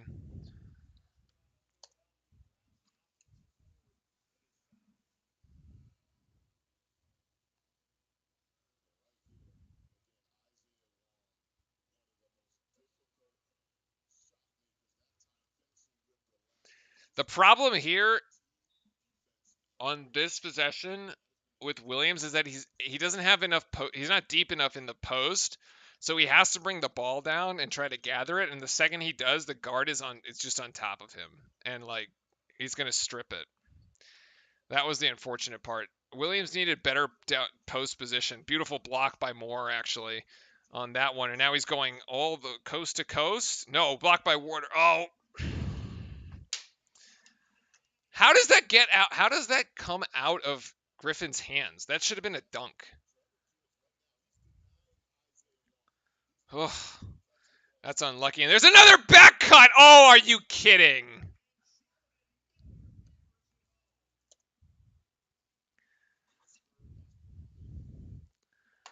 Wow.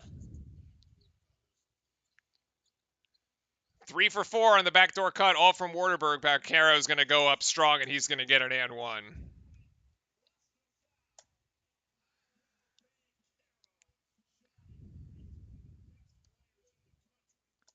I think that's called on Waterberg, too. Yeah, Duke ball handling has just been butterfingers all night, man. Another backdoor cut.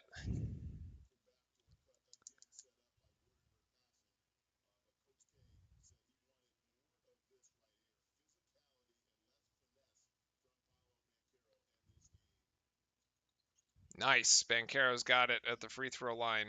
16 points for Paolo Banchero as it's a 1-point game with 4:37 to go in Cameron. We're going down to the wire. Yo, Cameron better be rocking, man. Come on. Come on, students. You got to lift up the team right now. McGusty. Oh, the handoff to Poplar, not there. Over to Wong. Wong being guarded by Banchero. Wong's going to go for 3. That's no good. He took that shot like he took the last one, and he thought that was going in. Keels brings this one up now. Duke content to run some offense, and it's going to be Banchero. Banchero feeds this to Moore. Moore in front of the Duke bench. That looks good. It's just long, actually. And Waterberg gets the rebound. That would have been a huge shot.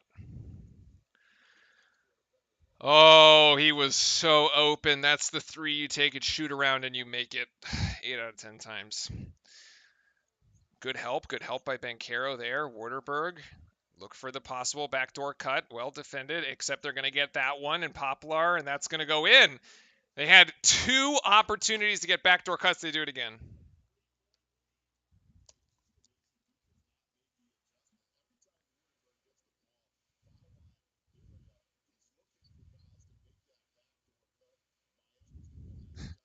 I love that the announcers have finally wised up to the exact same thing we've been saying since halftime. Huh, about the backdoor cuts. He's open in the corner! Griffin, almost there. Keels, and that 3 is actually no good either. That's unfortunate. These are open shots. These are open shots. The Wendell Moore shot was open. The Keel shot just now was open. That's and we just got to go to the rim. Roach up top, he should get fouled. Oh, nice little putback by Moore because Roach was going to scuff that one. 2:36 to go, still a 1-point game. The refs are letting a lot go, by the way. Woo! Yeah, all I can do is laugh. I know, right? Duke is going to call a timeout, or is I am going to call a timeout. 69-68, 2:26 to go, chat. Jump into Discord if you need the game. This is going to be close. I don't know how else to say it. We knew it was going to be close. It's going to be really, really, really, really close.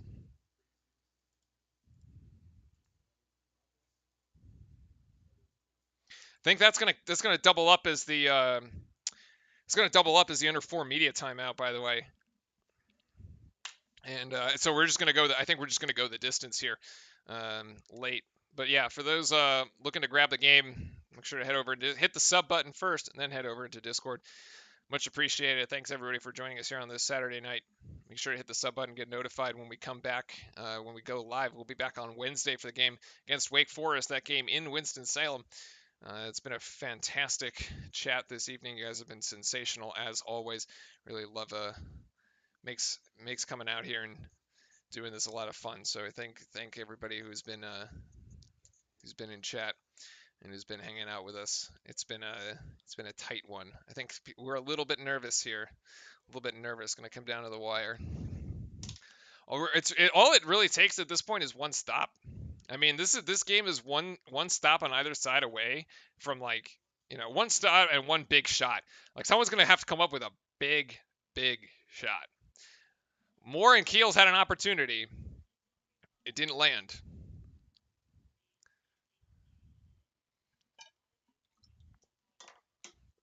But right now, if got 4 Miami players in double figures. Isaiah Wong with 14, Charlie Moore with 16, but he's got 4 fouls. At this point, you put Charlie Moore back in, even though he's got 4 fouls. If you're Duke, you probably go at him, force him to make a decision. I would just dribble drive, force him to make a decision whether he's going to play defense or he's going to let you score. So that's an opportunity there. Jordan Miller's got 15. Cameron McGusty's got 12. Sam Waterberg only has 2, but he's got 4 assists. At least 4 assists. There's probably more. I'd have to check the official stats here, which we can do. All of which have been just backdoor cuts that have, really tore us apart. And let's see, Waterberg's 5 assists for Waterberg. Wendell Moore's up to a double-double right now. 12 rebounds, 12 points. Nobody else really close. Although Keels and Roach both with 9 points at the moment. So they're just 1 point off getting into double figures in the points column. All these years, Coach can't even improve defending backdoor cuts. Awesome. I'm not sure. I do think they care. They actually do care a lot about Duke, even though they stay 1 year, because they come back. They come back to campus. They're with they help the current players out a bunch. So I just think that it's just the landscape has changed a little bit. All right, let's go. 2:20 to go. Waterberg here.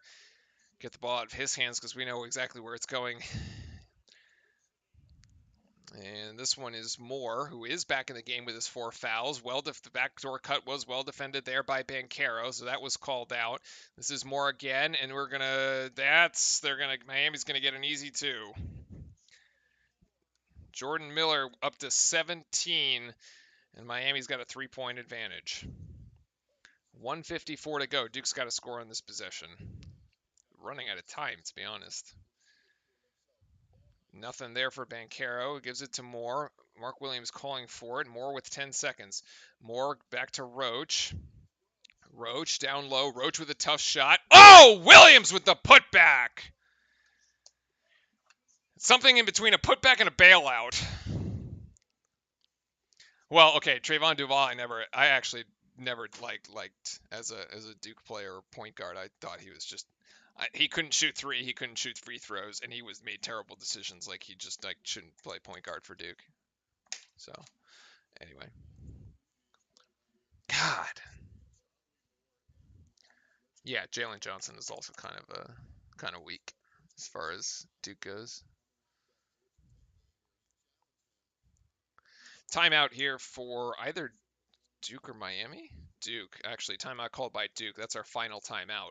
Miami still has 2. Jon Scheyer getting quite vocal into this one. He's going to be taking over the reins at the end of the year, so I suppose he's got to learn how to coach in these tough end of game, close game situations.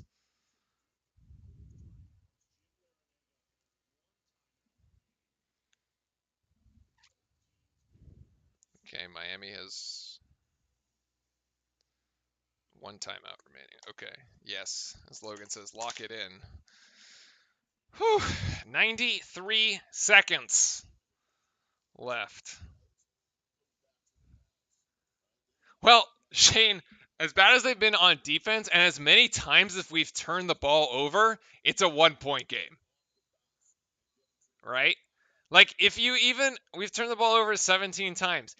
If you just, don't turn the ball over 2 or 3 of those times, we're winning right now. And it's Miami that's, coming, trying to make the comeback. Keon, nice. That's there. But, it's like the dad jokes in stream. All right. Charlie Moore bringing the ball up the court for Miami. Crazy's going nuts in the sidelines. Waterberg looking for the backdoor cut. Let's see, is he going to get it? They're going to clear it out for him? No. It's going to Wong. Wong's going to try to make the play himself. Banchero blocks it. Oh, Banchero rips it away from Wong. Beautiful defense by Banchero, who was vertical, by the way, did not go for the shot fake. He learned because earlier he got burned on that. Duke with an opportunity to take the lead. It's going to be Moore. Moore gets stripped. Banchero goes up. Banchero off the glass. Let's go. Under a minute to go, Duke by 1. Waterberg again. And oh, that's poked away! And Duke is going to have it! Banchero going to go up with it for the dunk! Yes! What a perfect time to come up with our first steal of the game. Or your second steal of the game. Oh my. Let's go! Banchero with the hands. The ball winds up in the lap of Wendell. Wendell with the baseball pass. And Banchero has the last 4 points for Duke.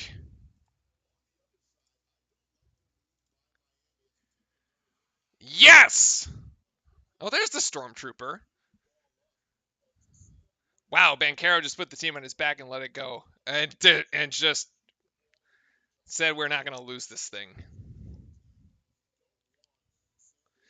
20 points for Paolo Banchero. Kicking it with the Conrad's Gaming. Let's go Duke in chat. Hell yeah. Let's go Duke, ladies and gentlemen. Whew. See, we were all very nervous about this. But so far, so good. I mean, 45 seconds is a lot of time. We literally need 1 stop. So now you flip the game and you say, okay, well, how do we actually get out of here with the W? So we need 1 defensive stop. And, yeah, that's it. We basically need 1 defensive stop. You get that. Because even if you don't score, you're going to force if Miami comes up empty on this possession, you force them to foul you, and you go to the free throw line. Although it's a little tenuous because you do have to still shoot 1-on-1 because Miami has 8 fouls. So if they foul you again, they put you up to 9. You're still shooting 1-on-1, so Miami has another opportunity. So you really need to lock this down defensively. I'm surprised we haven't seen a floor slap yet. I would love to see a floor slap on this possession because you're going to need it. Waterberg is still in the game, by the way, as far as backdoor cut's concerned. And, okay, that's an and 1. Wow. Are you kidding me? That's Charlie Moore there with an and 1 as Roach picks up the foul. Roach, basically tripped the dude at the free throw line. Oh my God. This dude literally puts up a prayer. It's literally a prayer. Oh my God. Are you kidding? Are you kidding? Holy shit. All right, well. Duke has no timeouts. Actually, another team. Oh, and he misses the free throw. Oh, Miami recovers it. What is this lunacy? Charlie Moore again. Miami's going to have the final possession. Good defense there by Banchero, and actually, Miami's going to score. What? Okay, by the way, there's no timeouts and there's 17 seconds to go. Banchero to Keels, 14 seconds to go. Keels up and over, that's no good, and I don't know what that shot was, but now we have to foul. This whole thing went south in the span of 30 seconds. What the? All you have to do is get the rebound on the free throw. There's literally 4 of you, and there's 2 Miami players. How do you not come up with the free throw? Would you just expect him to make it? What?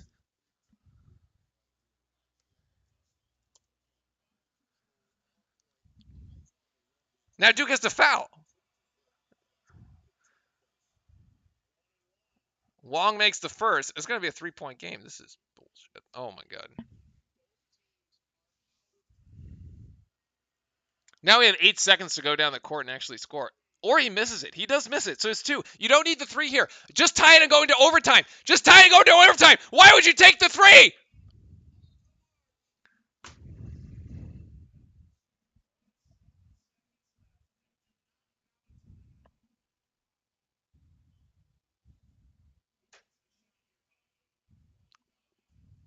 Why?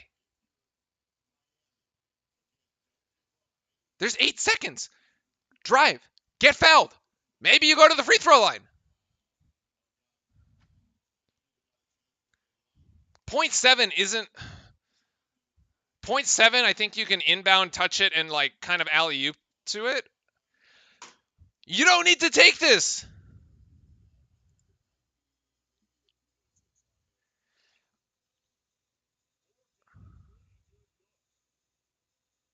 There's like 1.2 seconds. Okay, so there's like it's like 1.1.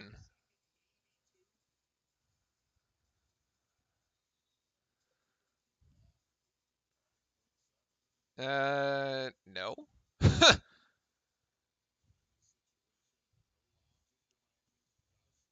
Basically, the only way to do this is to lob it in and like have the guy dunk it.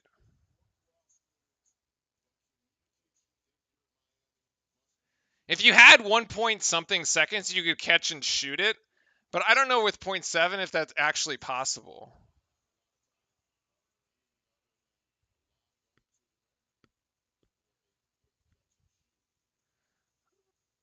I don't know if it's actually possible to catch and shoot this. I mean, look at where Mark Williams is standing, by the way, right now. Like, the problem is this isn't a baseline out of bounds play either. This is a very difficult to go in from the baseline right in front of the crazy section. Like, he's gonna have to come off a screen, and there's the Keel screen, and there's the shot, and that's no good. God damn it.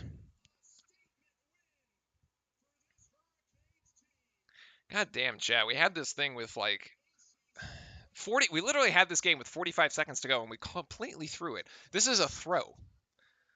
Oh my God, this is a throw. God damn it. It's what gamers call throwing.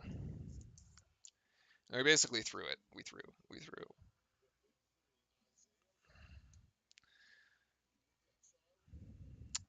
Well, that's unfortunate.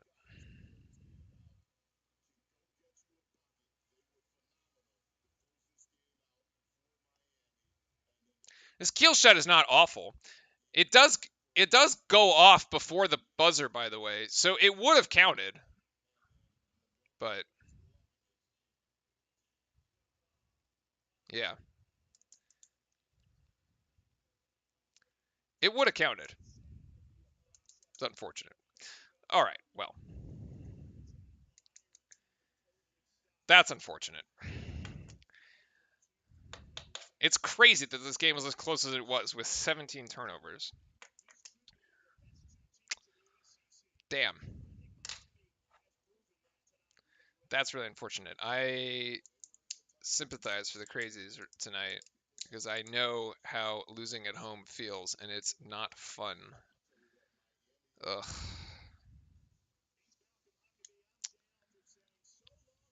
All right, well, that was unfortunate. That was unfortunate. It was unfortunate too because we have a really tough game at Wake Forest coming up, and I'm not thinking like that one's going to be difficult too. Yeah.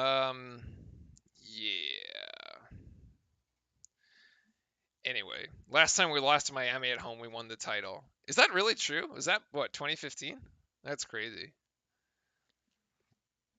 Yeah, okay. Well, so that game ends that way. That was just yeah, it was just a terrible last 30 seconds there. Oh, I mean, like all hold on. Let's go. I don't even know if I can. Yeah, I can actually go back to that. It's TV.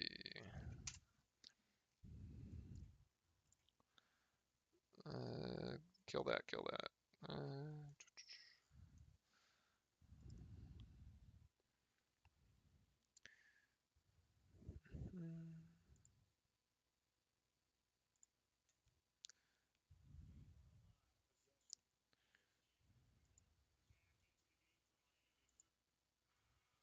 Okay, so we blow it right here. Okay, so hold on. All right, now that the game's over, we can pull this up.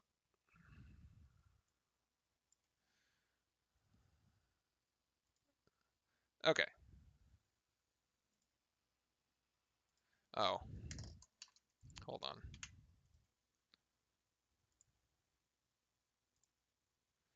I gotta pull it up in a new window actually.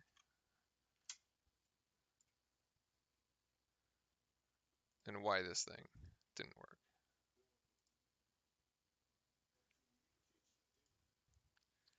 Okay.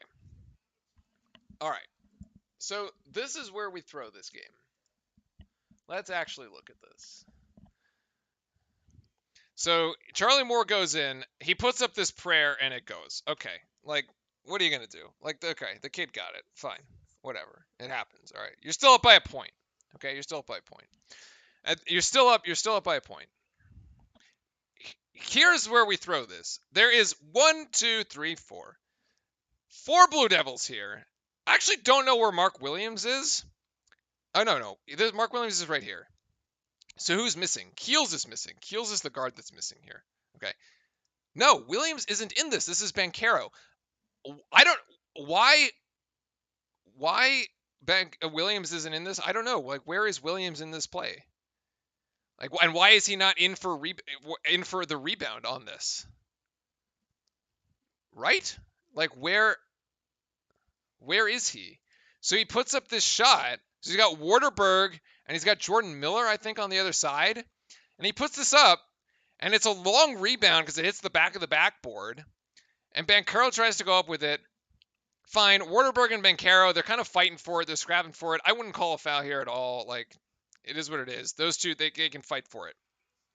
And then Miller comes over from the other side. Is anybody boxing that dude out, by the way?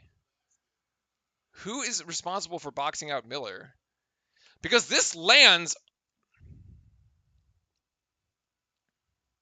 Roach should have a clean shot at this ball. Okay, actually, nobody's boxing out Miller.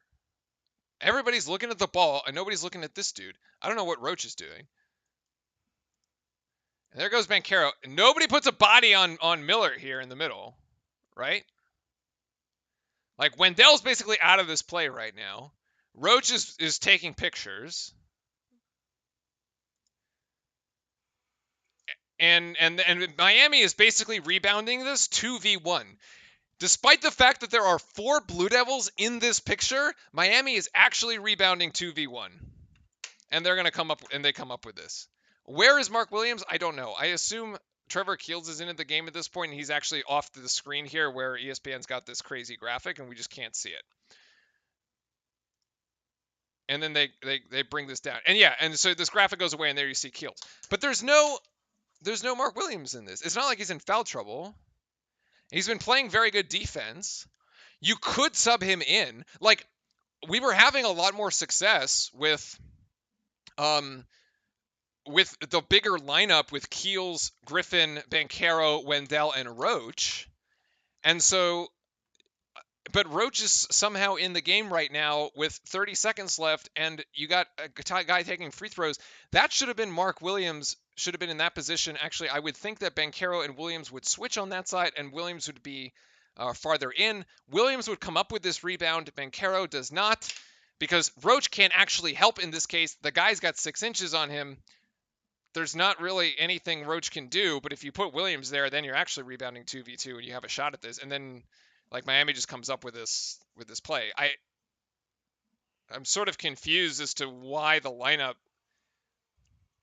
It's actually not terrible defense by Wendell either. He jumps up, he goes straight, and then the guy just like puts it in over him, and then it's over, right? I'm a little confused about how this ended, and I just don't know where Mark Williams is, unless he fouled out, which isn't possible because he had only 3 points, 3 fouls rather. It's not like he got 5 fouls. So I think that's that's sort of an interesting, bizarre turn of events there at the end. When we look back at the tape and we have to sort of ask questions about like why. I mean, it's a coaching staff decision. That's not a player decision, obviously, right? So anyway, okay. Well, it is what it is. Miami got us. Congratulations to them. They're 5-0 in the ACC, sitting atop the conference at the moment. We'll regroup and we'll come back for Winston-Salem. That game is going to be on Wednesday evening. I believe that is. I think it's finally an earlier game, so it should be probably 4 o'clock my time. Yeah, 4 o'clock my time, 7 o'clock on the East Coast. In any case, appreciate everybody hanging out. Thanks for watching. Thanks for being here. Thanks for chatting. Unfortunate, fortunate how the game played out here for our Blue Devils, but it is what it is. We'll see you all on Wednesday for Winston-Salem. Make sure to hit that sub button, like and subscribe, and just get notified when we go live. Come back. We'll be back here on Wednesday, hopefully for a bit of a better result. In any case, thanks everybody. Have a great rest of your Saturday evening, and have a great rest of your weekend. Safe Sunday. Stay safe. Don't get sick, and take care, everybody. All right. Cheers. Go Duke.